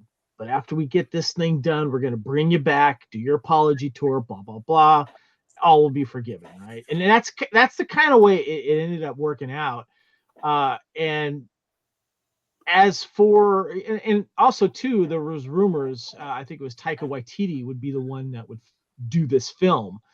But of course, COVID happened and everything. But to answer your question of it coming out after Endgame, we were kind of wondering that was going to happen eventually, because it felt like it needed to happen. We needed to find out how Quill was going to deal with the death of Gamora and all of that, but we had to kind of wait on that emotional impact really for quite a while, and it was worth the wait, to be honest with you. I'm fine with the way that it played out. But I would, I'm sure things would have been different. Would the movie have been different if it came out right after Endgame? Would it have been this good? I don't know. We've had a lot of disappointments in Phase 4, and we've had some surprises as well. Going into this film with the, James Gunn not really having to tie anything else into the MCU was fascinating because it's a cosmic story. It takes place away from Earth, with the exception at the very end credit scene. So you have the characters that you don't really have to. He doesn't have these handcuffs of like, well, we got to tie it into the next Shang-Chi, or we have to tie it into all this other stuff that we've been hinting with, mutants and all this kind of stuff. I can tell my own story. I can get gritty. I can do this. I can make the people wonder if all the Guardians are going to live or die. So I think in a way, it was nice that it did release when it did, because for me, I think it's probably one of the, if not the best movie of this next phase. All very good points, very interesting. Lee, what about you? How do you feel about where this was placed? Do you think it changes things drastically if it's if it comes out right after Endgame and the whole gun situation? I think with the gun situation, that was, I kind of like Kevin's theory that they did it for publicity and that they were going to bring it back in. I don't think that you get to hire anybody that works for Troma and expect upstanding moral citizen behavior. That's if you've seen the Troma movies. I remember watching Tromeo and Juliet in like a student cinema when I was going to college. And I just leaned over to my buddy, and I won't say what it was, but I'm like, if I was writing this movie, what would happen next is this, and it happened. Like, and I was being a pig. And like literally, if my buddy Joe is listening to this right now, he is going to remember that because we joked about it for years. But like, these are the kind of things that you don't hire somebody from Troma and expect that they're going to have a squeaky clean record. And you also, like, yes, those jokes were certainly in bad taste, but like, you have the Jackson Pollock joke in Guardians 1, as well as quite a few others. Like there's, I do think that this was probably the right time for this to come out. I think right after Endgame, we needed the Spider-Man thing. I think that that story was probably better post Endgame than this would have been. And I think that was the way to follow it up. I think that there was a missed opportunity having Thor involved because with the journey that he had into Endgame and the grief and, again, the realization that he had value, speaking as a long-haired, really tall, former fighter with Norwegian heritage that went from being really fit to really fat, like, I understood his character. Like, I am the demographic of that. It was beautifully done. And then they just kind of wiped it away in a montage and made him a doofus again. And I'm fine with him being a doofus, but that was kind of all he had. And with this one, they let all of the characters start as they had been and grow into who they became. And I think that they respected it a lot more. As much as I loved Taika Waititi's work, that was the disappointing part for me in Thor 4. So I think that this was beautifully done. I think that only James Gunn really could have done this, because I think only James Gunn would have put the small threads together of everyone else's storyline. I think anyone else would have made this about Peter and Gamora getting back together, even though that's not the Gamora he fell in love with. I think that they would have taken the lazy route. I think they would have taken the regular, we're just going to recreate another Marvel movie and call it this one. And this one, as much as they had the beats from Guardians 1, the characters grew. So that's my take on it. Lacey?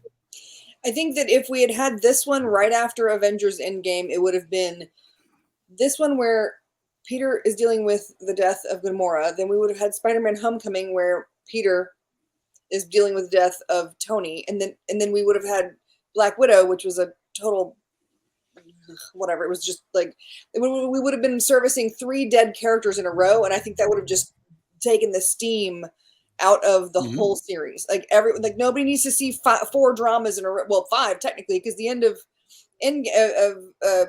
Infinity War, everybody dies, or X number of people die. Half the planet dies. Then you lose Tony. Then we talk about what So I think it would have really put kind of a downer. People would start like comparing it to DC. Like, okay, guys, we need to get some more color in here. We need to get some more fun. We need to get some more explosions. Let's do some fun stuff. I do like Lee's statement that it would have been fun to have Thor. If they had done that in that order, Thor would have still been with them. So Thor would have been a bigger part of it. And then he would have, I guess, ended up going into Thor 4. And that's when they would split up and leave and go do their things. As far as James Gunn and all the canceling and all that kind of stuff, I think that it really bothers me when someone gets tagged for something that was like 10 years. I mean, don't get me wrong. If it's an actual like crime, okay. Like, yes, let's take those people down. But when it comes to like the concept of like cancel culture and like things that people say or whatever, if you don't give people 10 years and think that they have grown as a person in that 10 years, then you're just an a-hole yourself. Like, I know that people say things. The guy in Flash, he said some things. I don't even remember what it was that he said, and they immediately fired him from the show. The CW show. Yeah, they got the actor who played the elongated man. Yeah, elongated man. And I was like, oh, what did he? What? And then he did an apology, literally like the day before James Gunn his apology or something, or whoever the next person who was canceled. I can't remember, but it was like, if they can't, you got to stop picking and choosing when you're going to tag somebody. Like, people need to have the ability to claim responsibility, show remorse, learn from their mistake, and then move along and become a better person. And because if you start taking that away, then no one's going to try to stop being an asshole. They're just going to, I think that there's a difference between somebody saying something, maybe it was a bad joke or maybe it was irresponsible to say it. Oh gosh, I shouldn't have said that. I'm so sorry. And then letting them take that moment, find the growth, find the problem with the moment and learn from it and move along. Otherwise there's no point in apologizing. There's no point in, it just the whole thing just bugs the crap out of me. Well, and I do think also the rest of the Guardians jumping to his defense. Yeah. When that happened. I mean, Batista, it's like, he had the wrestling career, but he's at the age where that's kind of over, doing that every night. He had a couple movies really good in Blade Runner 2049. Far better than I expected them to let him do. But I mean, of the other characters, he wasn't the one that was going to get a franchise.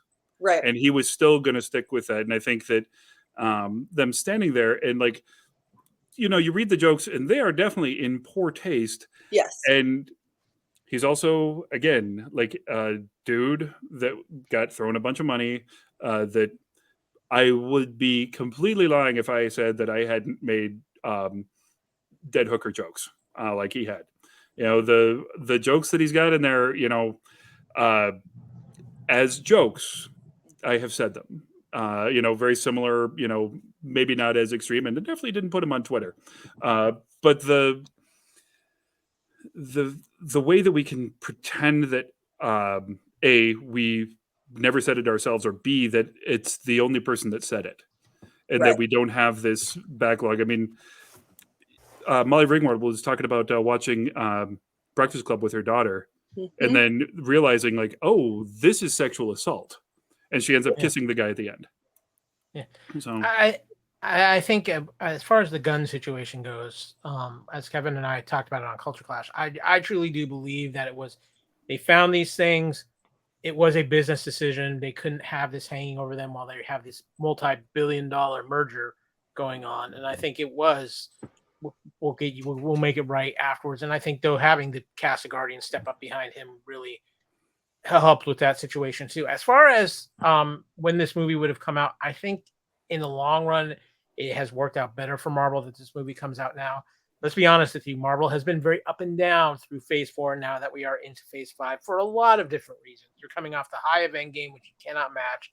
You had COVID. You had change in leaderships at Disney, which affected a lot of things. So Marvel needs to kind of get back on track, and you're seeing that a little bit with the fact that they are kind of slowing down in their productions now. Of course, now the writer strike's going on, so that's affecting that as well. But you see them kind of pulling back the reins instead of trying to go full on out, getting everything out. And I think you're going to see Marvel kind of reshuffle the deck here. But I think having Guardians out now is going to renew people's faith in the MCU and in the creative juices over there, that they can still put out this kind of movie. And I think that's been the most advantageous thing about this, is that this movie's coming out now when people are kind of down on the MCU, and I think it's going to lift people back up as well. So, Can I ask a quick question? Yes, Lacee. Does anyone remember? I'm pretty sure when he got fired and he did his apology and everything, didn't he sign on for Suicide Squad before he was rehired by Disney? Yeah, he had. That had to have been another catalyst. Like they had to have been like, well, if DC can have him, why can't guys? if it's okay for DC to hire him, then it's not like Yeah, like I said, I think some business decisions there. Yeah. But that's going to wrap up our trivia on this. Let's get into a little plot analysis and ties between the MCU and the comics.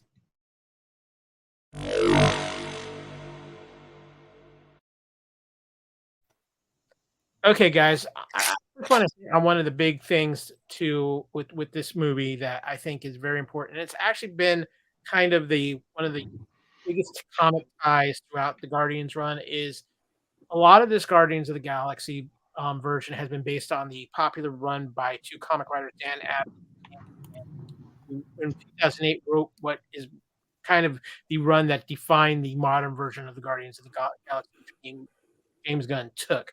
And I think in this particular film, you see more of that than you do with any of the other Guardians films, in the aspect of how the characters are portrayed.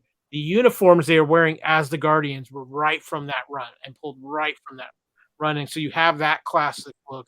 And I really do think that the characters really came across more so in this, throughout this trilogy, but especially in this film, tying into what the Guardians were portrayed at in the comic books as well. So if you really want to kind of get a feel for Guardians and how they were portrayed in the comic books, there's graphic novels out there that really tie into that 2008 Andy Lanning and Dan Abnett run. And Abnett and Lanning were also were given credit as writers for all three Guardians films as well. So that's a big tie into the comics with that. But I also want to focus on the two big characters that were introduced in this film, and their ties into comics, and to give you kind of a little bit better history. And the first, I want to start off with the High Evolutionary, who of course is the baddie of this film, and really, I think he's got an interesting aspect as a Marvel Universe bad guy, because I really don't think, while he was portrayed as the big bad of the film, he wasn't the heart of the storyline. And he wasn't, he was in case they used a bad guy to push the plot. But in the comics, the High Evolutionary is Herbert Edgar Wyndham, and is a scientist from Earth who is obsessed with evolution, being inspired by the work of Nathaniel Essex. For those of you out there, if that name sounds familiar, that is the villain Mr. Sinister from the X-Men. And his ability to conduct genetic experiments. After being expelled from Oxford University for his unethical methods, he set up a base on Mount Wundagore, where he would continue his work for decades. As far as the inspiration for James Gunn of how to interpret the High Evolutionary onto the big screen, he cited the High Evolutionary as one of his favorite Marvel Comics villains, despite being a detestable character, feeling him like a space version of Dr. Moreau from the 1932 film Islands of Lost Souls, a film Gunn is a big fan of. So, guys, I want to get your thoughts on the High Evolutionary as a villain in this, and maybe was he really? I mean, he was definitely the villain, but was the focus on him as the big bad, or do you think he was more used as a plot device to help the story move along? Kevin, you just got out of this a couple hours ago. Probably the most fresh with you. What do you think? I think that this was. I thought it was a good move to tie this guy in as a villain to what happened to Rocket, because we got teased about what happened to Rocket, and I thought that I like the idea that James Gunn's calling this the space version of Dr. Moreau. Very, very interesting and cool, because when it comes to villains, there's a couple of things that make you sympathize with them and make them interesting. Sometimes we've had a lot of cookie cutter villains in the MCU and in general, but then we have some that you actually go, yeah, I can kind of see. A lot of people sympathize with what Thanos did, and then you look at some of the other villains through the MCU, and they're kind of like, I'm not really caring for this one. I don't really care. What I like about this villain is that you don't have to see him as he becomes evil. You don't have to see him go through that turn. He's been around for so long, and this is his thing, and he's obsessed with it. And he's obsessed with with the power of controlling life and changing life and trying to make it better in his own eyes and his own brain, which is what makes him really scary. He's not he's not using any other guidance from anything else, and there's the line where, like, I'm here because we don't have a god. And I thought that was fascinating. And then the famous line by Rocket, where he just hated the way things were. He's obsessed with putting things in his own vision, and I found him believable in that way because of, let's think about what the Nazis did in concentration camps and all of their experimentations and all of the horrible atrocities done by man and on animals, and this is, and I still can't watch the Island of Dr. Moreau for those reasons, because it is weird. But I like the fact that we didn't have to get him as this normal person in the beginning. He was already evil, and that's all we need to know, because we saw what Rocket has gone through to a certain point, and we can use our imagination until we actually see in this film what he is doing and why he's so passionate about the ingredients that go into what he's doing, and the fact that Rocket was able to figure something out and why that frustrates him, and that reason why he couldn't do it. And I love that we saw that. We saw kind of like this drunk with power version of him coming into the animal pens, like he went on an all-night bender, and his cronies are chasing in after him, and he finally zeroes in on Rocket. How did you know what was going on? And that was a powerful scene, because you really get in the fact that someone was smarter than him, and he did not like that. Lee, what about you? What were your thoughts on the High Evolutionary being the quote big bad of this film? I'm just going to call him Better Thanos,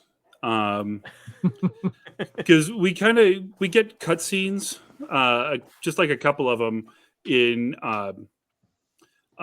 Infinity War. They kind of show a backstory, but then Thanos becomes the Avengers' enemy instead of really Gamora's enemy.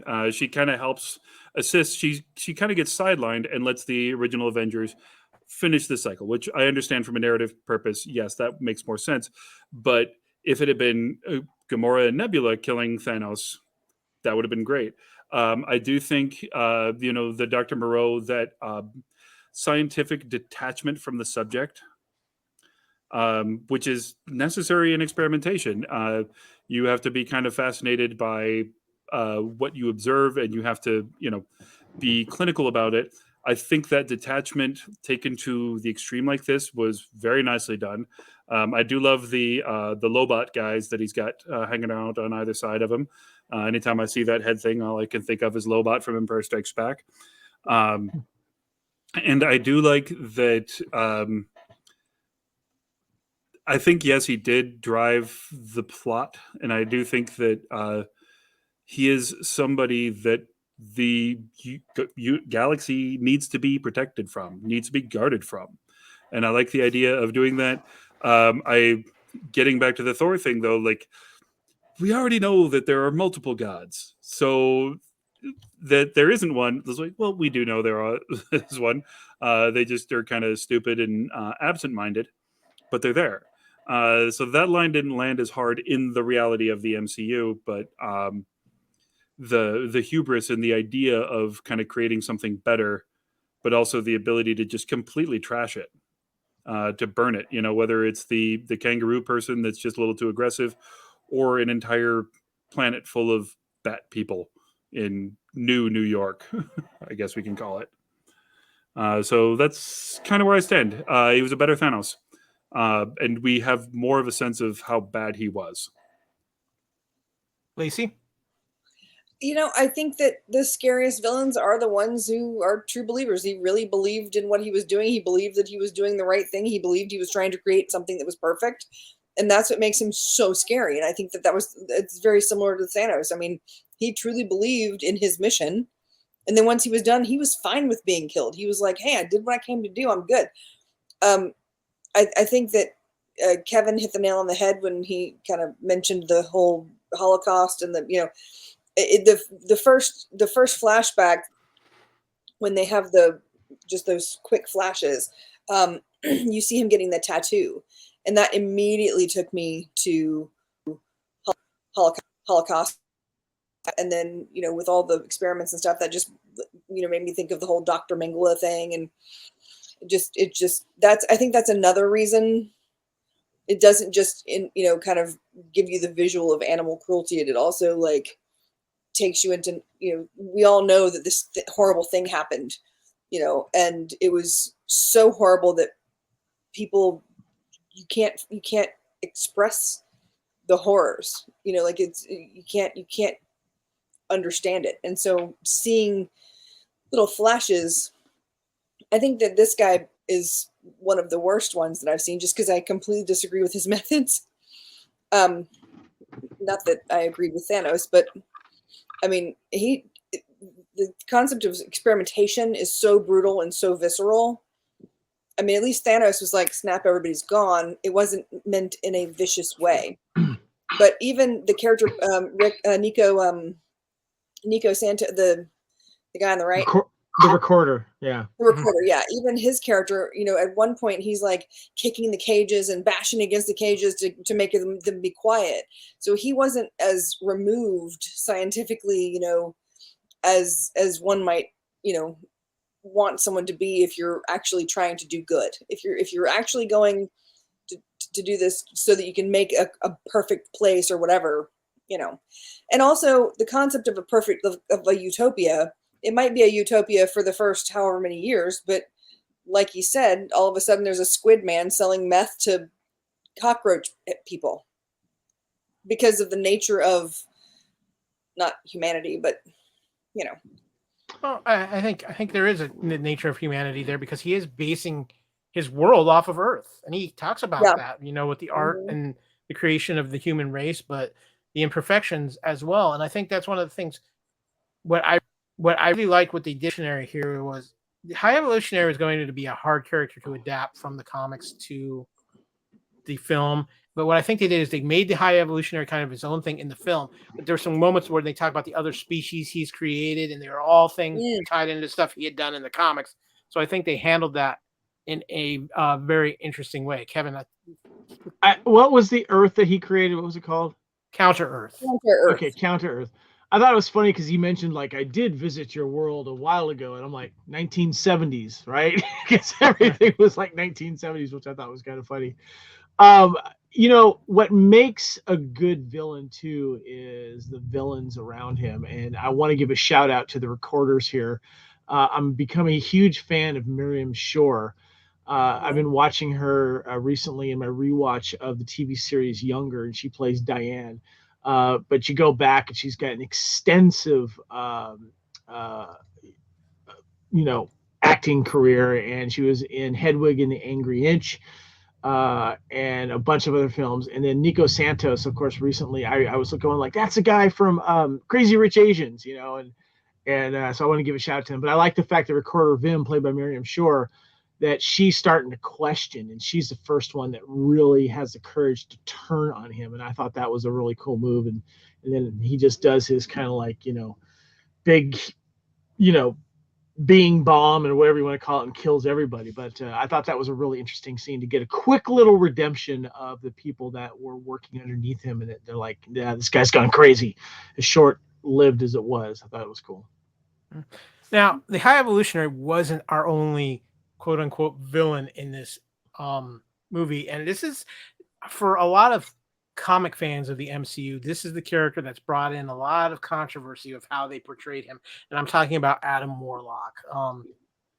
So a little bit of backstory on Warlock. In the comics, Adam Warlock was created by a group of scientists called the Enclave, who sought to create a perfect being.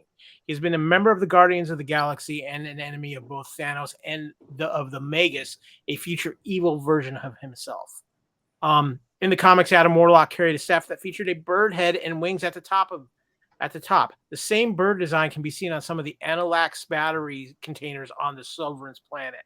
Now, one of the interesting things when they were bringing in Adam Warlock for me was Adam Warlock is actually very much in the comic books kind of the hero who always takes on Thanos. So when you didn't have Warlock introduced before Thanos, a lot of people were like, well, what direction are they going to take Adam Warlock? And Adam Warlock really kind of got a unique direction thanks to James Gunn. James Gunn has said that the birth pod in the Collector's possession that is seen in the mid-credit scene of Thor: The Dark World, and also the same pod at the end of Guardians of the Galaxy Volume 2, and it was always based on Adam Warlock's cocoon as seen from the comics. In an earlier treatment, Adam Warlock initially played an integral part of the story of Guardians of the Galaxy Volume 2, as he is one of James Gunn's favorite characters. However, when he realized that the film was already full of characters, Gunn ultimately minimized Adam's role from the story, relegating him to a post-credits tease. So here, because of events in the MCU, they've had to change a lot of aspects of Adam Warlock from the comics. So this is really, in a lot of ways, a new original take on Adam Warlock. And I think for me, I was a little disappointed with some of that they played him up for a little bit more of a comedy role in this film than what Adam Warlock was. But considering the casting for Adam Warlock, and I think where Adam Warlock ends up by the end of the film, it's very interesting. And if we do get any more Guardians things in the future, I hope we get a chance to see more Adam Warlock in these films. Lee, what was your thoughts on Adam Warlock in this film? You've been muted. Sorry, I really liked him. I do like the actor. I think he was kind of perfect to play this new creation. Kind of innocent, kind of immediately going, like a baby from like happy to confused to rage to sad. I thought it was really cool. I think, like a lot of people, I would have liked to have seen him fight Thanos, but then it would have been his fight. I think introducing him now with Fantastic Four on the way, I do see him as somebody that could fight Galactus. So I think having him introduced into this phase, I'm all for it. Interesting seeing, one of his first things is to get a puppy. And getting back to that puppy, I wanted to see that puppy and the faceless puppy from Shang-Chi just be buddies. What was that guy's name? I forgot. Morris. Yes. Morris. Yeah. They need to be best friends. I want to watch that show, and I want to watch Groot puppy sitting them. I think that would be the great way to do it. There you go. Lacey, what about you? What were your thoughts on Adam Warlock in this film? I love this kid from the beginning, from other stuff. I mean, when I heard that he was cast, I was like, oh, that's so perfect. I love him. He's fantastic. And he did a lot of, kind of pre-filming. He, did a lot of stuff where he talked about his workouts and did a lot of like Twitter or social media. I can't remember what platform, but I love Will Poulter. I think he's fantastic. I think that the fact that there is a question as to whether or not he's just an infant because he was brought out of the pod too early versus actually being like wrong, like the High Evolutionary said. I think it's going to be interesting. I feel like in future he'll become far more intelligent. I mean, just that post-credit scene where they're talking about the music and all that kind of stuff, he seemed much more intelligent. So I don't know what kind of time frame what kind of time has lapsed since then, but I think that he's going to end up being wickedly intelligent as well. I don't know much about him in the comics, so I don't know if that's something that is already known. But for me, that's kind of where I think it's going. I think he's going to be really smart and really motivated, I think, as a member of the Guardians. Now, Kevin, I just have this envisionment on Adam Warlock's dating profile. Dislikes spiders. Considering the actor, I didn't get that. Considering the actor who's playing Adam Warlock and We're the Millers. Oh, okay, gotcha. Kenny, yes. Yes. Got it. The one, yeah, okay, I get you now. Yeah, that was funny. Yeah, to me, he'll always be Kenny from We're the Millers because I love that movie. I think it's funny. No regrets. It's funny. I was listening to your slight criticism about the humor that this character was played with, Kyle. And it's interesting. If anyone else directed this, we probably would have gotten a different one. But I think what's important about this movie is that there was a balance of humor with the seriousness that was going on. And I think that this character, Adam Warlock, as we got teased at an end credit scene, and that the Sovereign and his mother, were working with, I'm sorry, the villain, what's his name again? High Evolutionary. High Evolutionary. I thought that was a cool little twist there, especially since he's the one that created them. And so he has them under the thumb and that she's serving him. And that whether or not he was ready or not to come out, it served. This is James Gunn humor. When he kills the Ravager and Blurp, is upset, but then Blurp immediately goes to him. I think it was moments like that that really made him human. And that he was starting to feel these regrets of doing what he just did when he killed the Ravager. And he has this revenge, of course. And, you're waiting for that moment to like someone say, we have the same enemy here. Let's fight together. But we didn't need that because he gets his butt kicked and he sees that moment of mercy. And then he learns from that, and it's not a redemption. Like you have a fair criticism on this villain redemption thing, Lee, which I totally get. Sometimes it's done well, and most of the time it's not. It's expected and it's photographed, and you can see it. But you're kind of waiting to, even though you kind of have a feeling it's going to happen, you're kind of curious how it's going to happen. Is he going to be the one that goes to the Guardians and say, let's work together because this guy killed my mom, and he sees he sees his mom die in front of him. He almost dies. Guardians kick his butt again. But it's that moment where, why didn't you kill me? And then Groot says, is translated by Drax saying, everyone deserves a second chance. I kind of have a feeling Gunn is writing that character because of what happened to him, maybe. Everyone deserves a second chance. Everyone deserves a change in 10 years, And that kind of hit home with me personally because of the changes I've gone through. And I thought Will did a great job with, having this creature become attached to him. And now, he's kind of becoming responsible for it. And then having his moment of saving Star-Lord was wonderful. And I didn't mind the humor part of this because it humanized him. And it made me care about him, to be honest with you. When you have someone that can show some humor and then also show some regret and have some self-deprecating sense about yourself as well, that makes me more interested in you and seeing where you're going to go on your path. So I loved it. I thought it was great. Show him we mean business, and he just bakes the guy. Yeah. How are we going to get any answers from him now? Like, I love that. The parent that doesn't give good instructions is blaming the kid for not understanding them. Yeah. So much like my own parents. It also lends to the fact that he didn't realize that the difference between a human man and a whatever Blorp is. He just a loaf cat. Yeah, whatever he is. It just he's got 4 fuzzy ears. Yeah, let's talk to the other guy. Well, no, that. Well, guys, on that note, we're going to get into our final phase.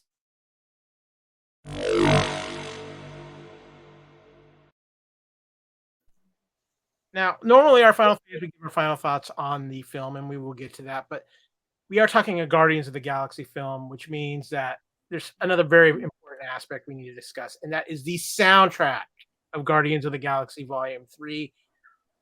I'm going to be honest with you. I absolutely love the soundtrack. I think it's right up there with the original Awesome Tape Mix Volume 1. It worked so well within this movie.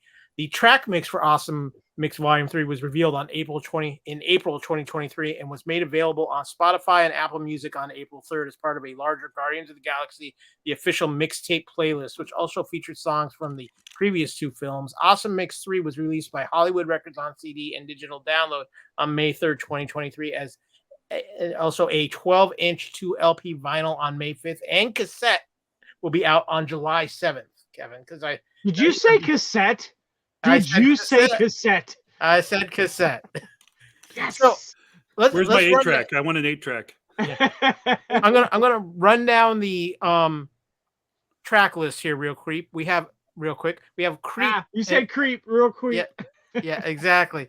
The acoustic version of Creep by Radiohead, Crazy on You by Heart, Since You've Been Gone by Rainbow, In the Meantime by Space Hog, Reasons, Earth, Wind, and Fire, Do You Realize the Flaming Lips, We Care a Lot, Faith No More, Konu no Carnival from the Minute Waltz, I'm Always Chasing Rainbows by Joseph McCarthy and Alice Cooper, San Francisco by the Mugwise, Poor Girl by John Doe and Exene Cervanica, This Is the Day by The, No Sleep Till Brooklyn by the Beastie Boys, Dog Days Are Over by Florence and the Machine, Badlands by Bruce Springsteen, I Will Dare by The Replacements, and of course, making its return as only it could in Guardians of the Galaxy, Come and Get Your Love by Redbone. Now, guys, one of the great things about the Guardians film is how it uses music, and I think makes the music stand out in your head so much more because of the scenes it ties into and how James Gunn has been able to work the music into his films and create music association with scenes. And I think he did it better than ever in Guardians of the Galaxy Volume 3. Well, what are your thoughts on the soundtrack, how it works within the film, and where would you, I gotta ask, where would you rank this among the 3 soundtracks for Guardians of the Galaxy, Kevin?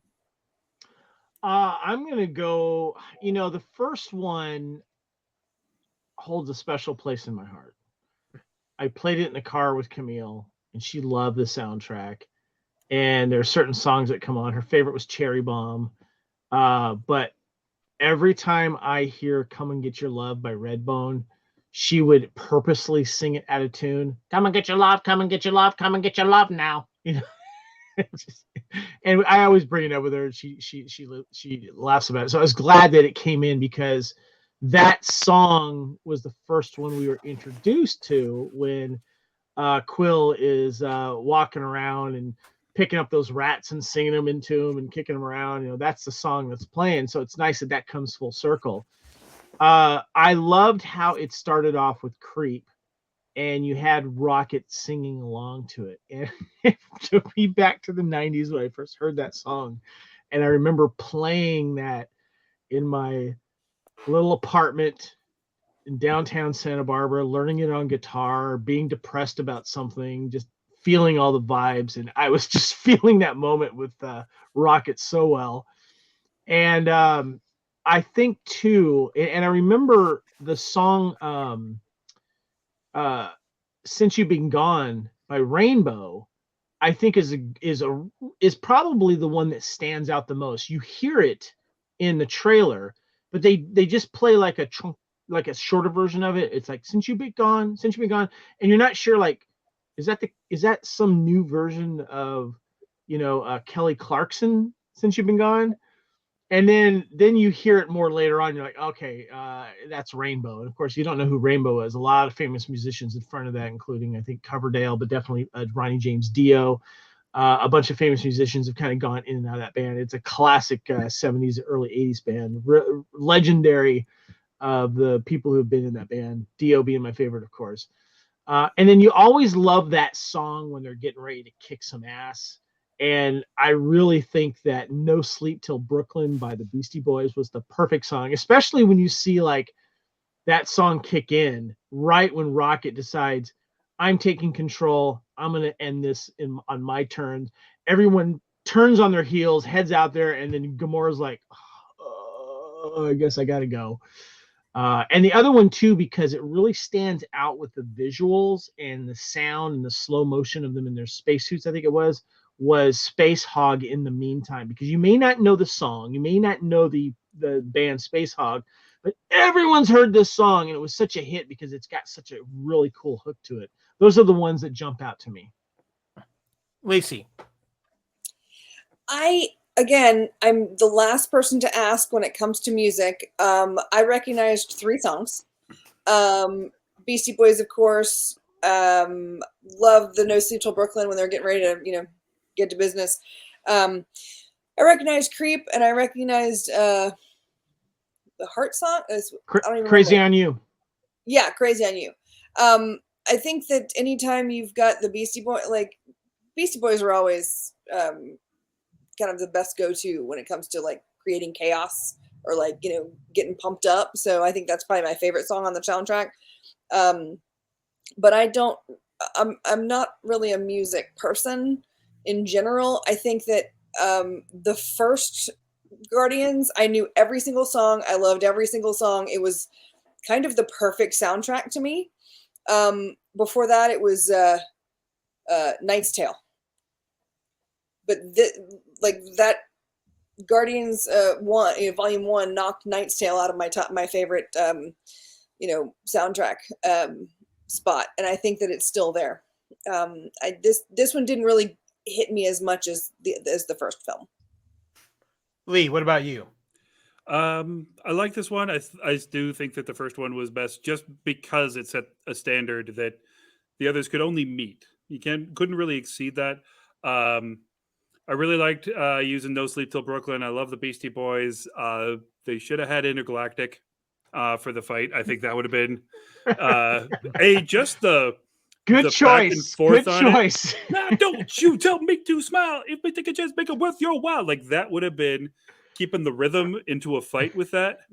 And then imagine, having Drax just body slamming, waiting for the beat to drop. That would have been the moment. I think Creep was perfectly used. I'm not a big fan of the song. However, when it's used right, this was the second best use of Creep I've ever seen. The best was when Jay Leno took over from Conan O'Brien again. Somebody took his commercial of him driving along the Pacific Coast Highway and just kind of smiling at the camera and just, I'm just a loser. I don't belong here. I think it was the Daily Show guys. They did not like Jay, and nor should they. He sucks. But I thought it was a great use. As much as I like Come and Get Your Love, that should not have been the one to finish the movie. It really should have been Hooked on a Feeling, because Come and Get Your Love was Peter Quill's song. That was him alone, just kind of grooving. We were introduced to the Guardians in the trailer with Ooga Chaka, Ooga Ooga. That was the song. And I mean, obviously, Redbone has been cashing checks since 2014 on this, and good for him, good for them. But the Blue Suede or Blue Suede, I can't remember which. That was the song.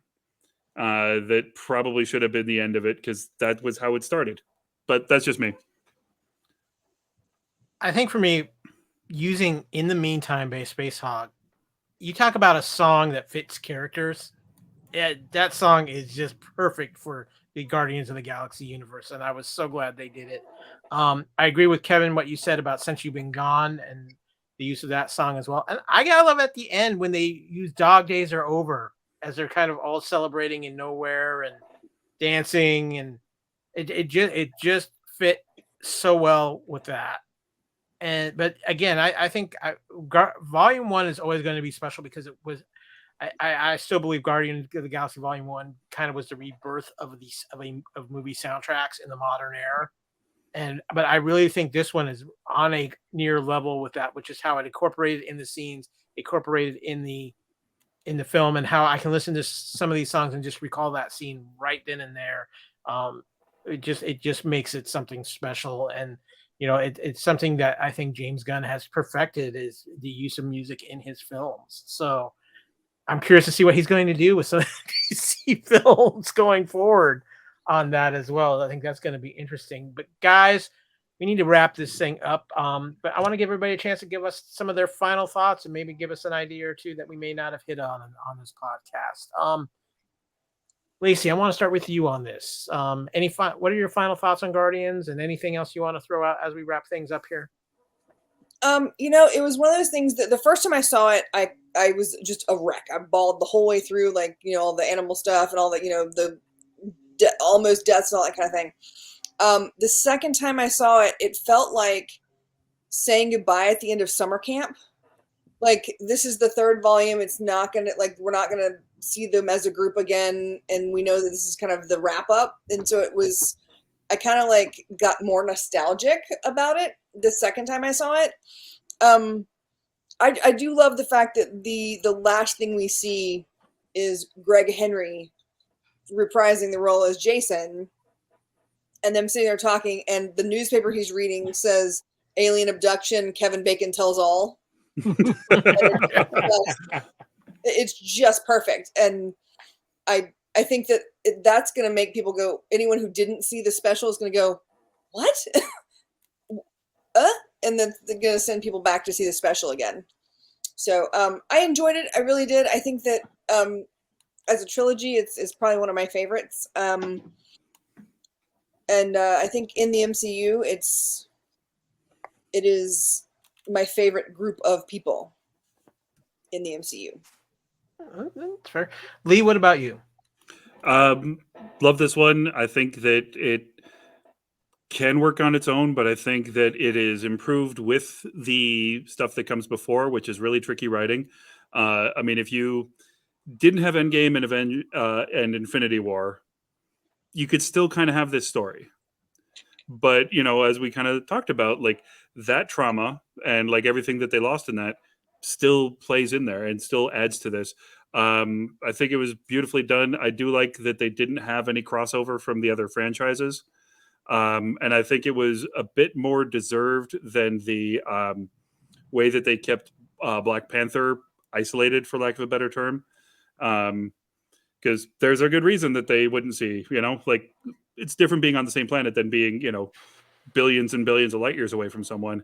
But overall, this was just enjoyable as a comedy, enjoyable as a drama. This is the kind of feeling that I used to get from movies. And even the stuff that I kind of saw coming, I mean, that none of the other animals are going to get out. And I loved, before the show, Lacey called Teefs a better name, the Wheelwrights. Oh, that killed me. Yeah. And I really do hope that Floor ends up as a alternate Spider-Man in the Spider-Verse, because she got the spider legs, so might as well. But yeah, I think this has got to be a top 10 MCU for me. Maybe even knocking on top 5. Wow.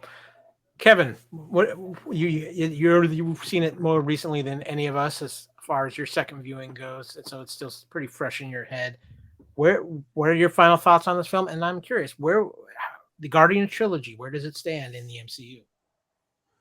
God, it's that first one just holds a special place in everyone's heart because it was like the biggest question: will it work?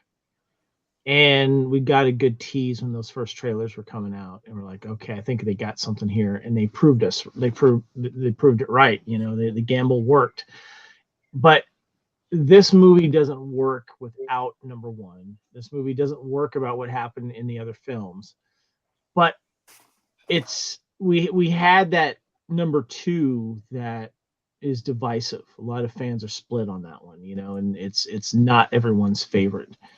But there's some great moments in two that bridge the character's development in this one.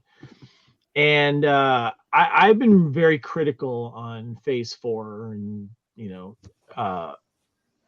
more than a lot of stuff recently, because whether it's fatigue or writing or just too much CG or just character turns that I just thought weren't the right way to go. But then there were some really fun moments, whether it was some of the television episodes or some of the movies. And before I give my thoughts on where it stands and where this movie does, I just want to say that I judge movies on rewatchability. And for obvious reasons, we went back and rewatched it. This is one of the most rewatchable movies. And what I like about this film was that because I've seen all of the stuff that's led up to it, I can still be satisfied with just watching this on a night alone or with Aaron, and not having to go back and watch all the stuff that leads to it. Although I did watch part of Infinity War, and there were some moments in there that I mentioned earlier that I feel differently about now watching this. And I want to finish rewatching Infinity War and Avengers Endgame to kind of see how this movie sits with me a little bit differently. But it's so rewatchable and it's so funny, and I love the humor that comes with these movies, and that James Gunn is able to make this banter go, and the humor will just kind of sneak up on you in these horrible moments these characters are feeling.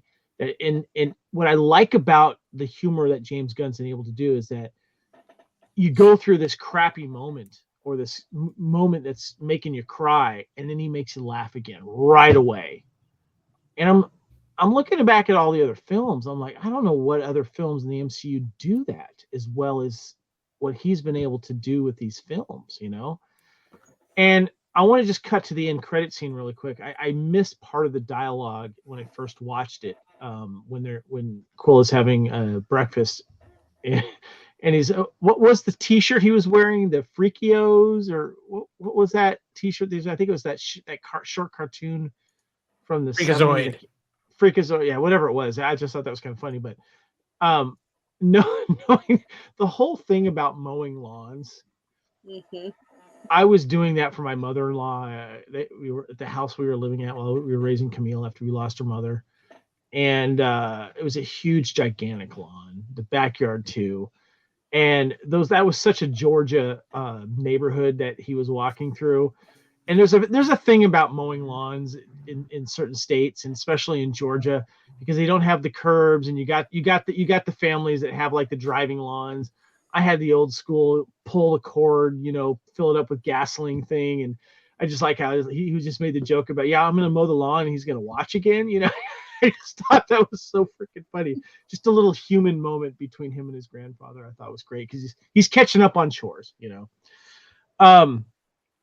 I think too that fans really needed this film to work, and I think that I honestly feel with a lot of the new releases that have been coming out in Phase 4, I think there's this huge recency bias, and that there's a lot of like, we need to like this film. And I think there's a lot of moments in a lot of these films and a lot of these TV series where you go back and watch it and maybe it doesn't quite sit with your first opinion on it, and you're trying to listen to everyone else's opinions at the same time. And I think that I've been extra critical, and I still stand by what I've said on previous movies and TV series. And I think with the new phase, this one and Shang-Chi and Spider-Man No Way Home are the highlights for me personally. I'm going to judge the TV series separately. I got to judge the cinematic, the movies themselves in their own little corner. And, Lee, you were saying this could possibly sneak up into your top 5. I'm really trying to not jump to that because of recency bias, and I just saw it. I had this emotional run with it. I want to watch it a few times, but god damn, I kind of have to agree with you. It's just top 10, man. I mean, definitely. It just because it's like the way you felt with Endgame. This was the Endgame of Guardians of the Galaxy. Yeah. If you think about it, it was like the mini Infinity War and Endgame. put together in this 2.5-hour film that was paced wonderfully. Music, emotional, gut punch, laugh out loud, cheer, cry. It's just, oh man, I got, goosebumps right now just even thinking about it. So I got goosebumps that we finally agree on a Marvel property after because I think it was Shang-Chi is the only one that we both liked. Yeah. It's just I want to go back out and watch it again. I would love to. I don't know if I don't have a what do you call it, a IMAX near me. I have to drive around for that. But if it's still playing IMAX, or I don't know if there's a 3D version of it playing somewhere, I would love to see it in 3D. Yeah, it's the 40X. It's awesome. Yeah, I've heard about that. Yeah, that would be really cool. But yeah, this movie was just it. I went in going like, I think I'm gonna have a fun time. I didn't have these high expectations, but boy, it really. And when you can turn my wife into a fan like this, and she's not the big Marvel thing, I'm like going, yes, score there. And the fact that she read my mind, I'm like, I really want to see this again.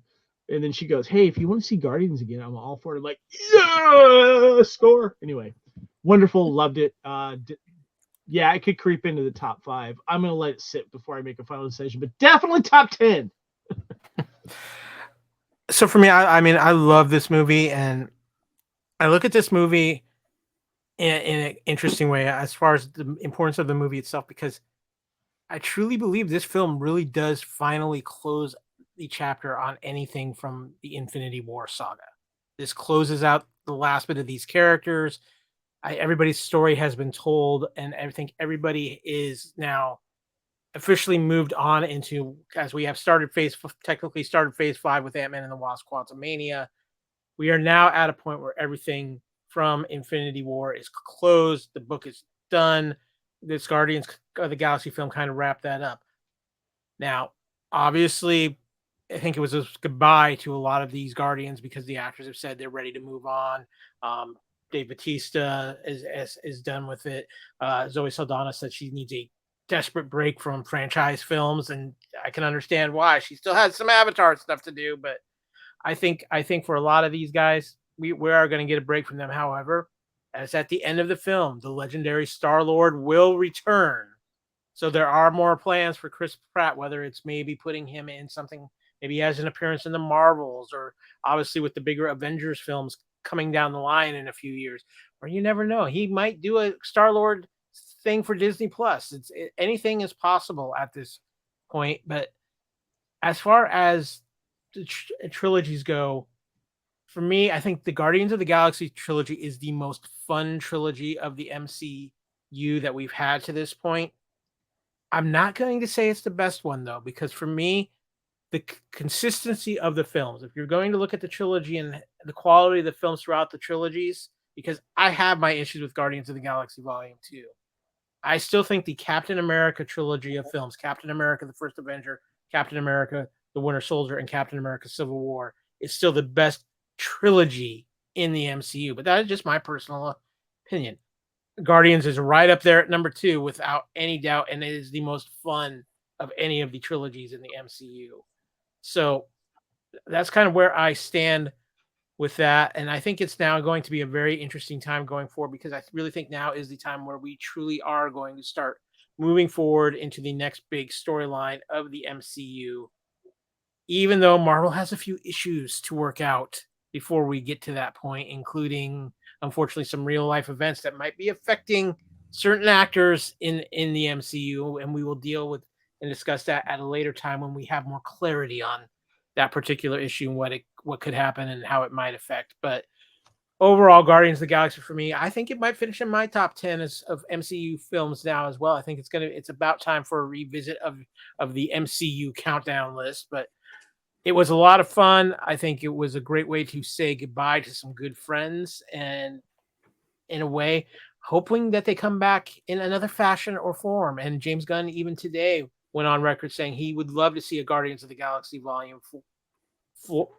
4 come out directed by somebody else, as long as they stay true to the characters, but and do their own full creative version of what they think the Guardians is, because that's what, to him, the Guardians is about, is having that creative freedom with these characters. So I'm really interested to see what's going to happen with that. But guys, I want to thank you for being such a awesome crew of a-holes on this podcast. I know we have run way past our a lot of time, but it was a powerful movie. It's a very important movie in the MCU, and you know what? We've got beloved friends we are saying goodbye to, who we've been on a very fun ride with.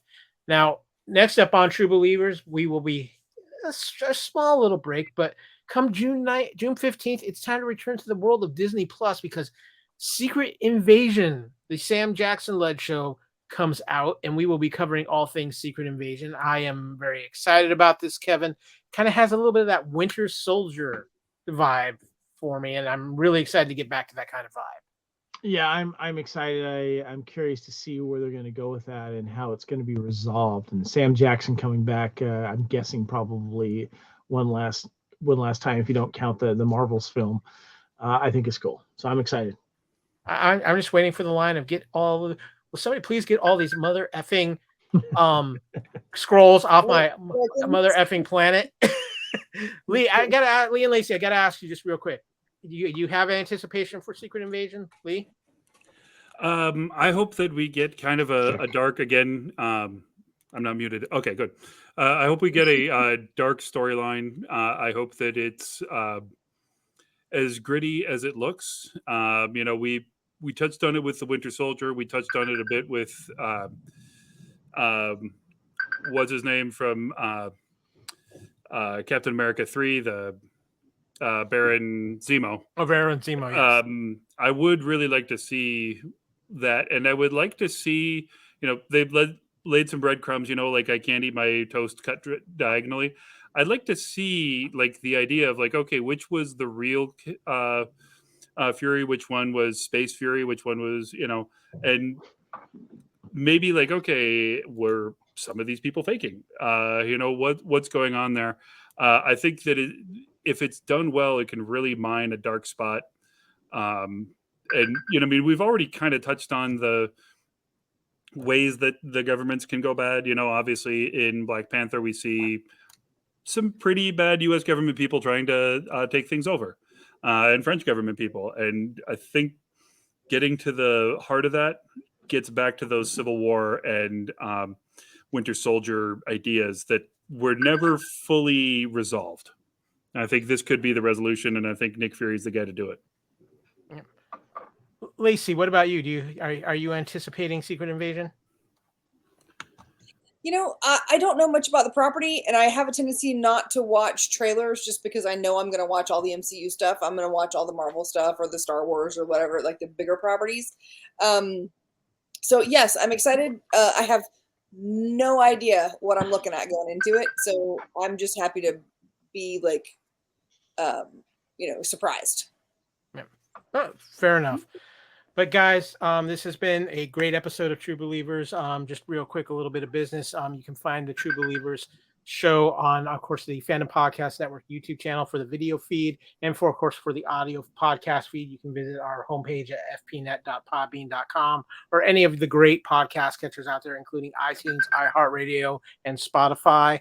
Of course, to visit our TeePublic store, where you can find all the great gear of the Fandom Podcast Network. You can find me, Kyle, on Twitter at AKyleW. Kevin, where can people find you on Twitter and social media? You can find me on Twitter and Instagram at Spartan_Phoenix. And you can, of course, find me on Twitter under my name, and, of course, in the True Believers Facebook group for Fandom Podcast Network. Lacey, where can people find you on social media? I am Lacey Pants on most of the places. I'm the Lacey Pants on Instagram. Yeah, that's me. Lee, where can people find you on social media? And you are muted right now, so unmute yourself first. Oh yeah, that was a great joke. You can find me getting drunk in my bar inside the head of a extinct god. Otherwise, on Facebook, you can find me under my name, Lee Fillingsness. On Instagram at The Way of the Way. Kevin and I both also have the Blood of Kings Highlander podcast page on Facebook. Of course, the Fandom Podcast Network page. I think that's pretty much all the socials for me. Of course, too, you can find the True Believers podcast on on its great Facebook page where we keep you updated on all the happenings in the MCU. Of course, there's the Fandom Podcast Network Facebook page as well. You can follow the Fandom Podcast Network on Instagram at Fandom Podcast Network or on Twitter at FanPod Network. And of course, too, as we have interesting sound effects coming all over here, we have just want to close out by, as we say, thank you for listening. And most importantly, I love you guys. And now we need to go load up our Zunes with our playlists. So as always, until next time, Excelsior, and most importantly, make ours Marvel. We are.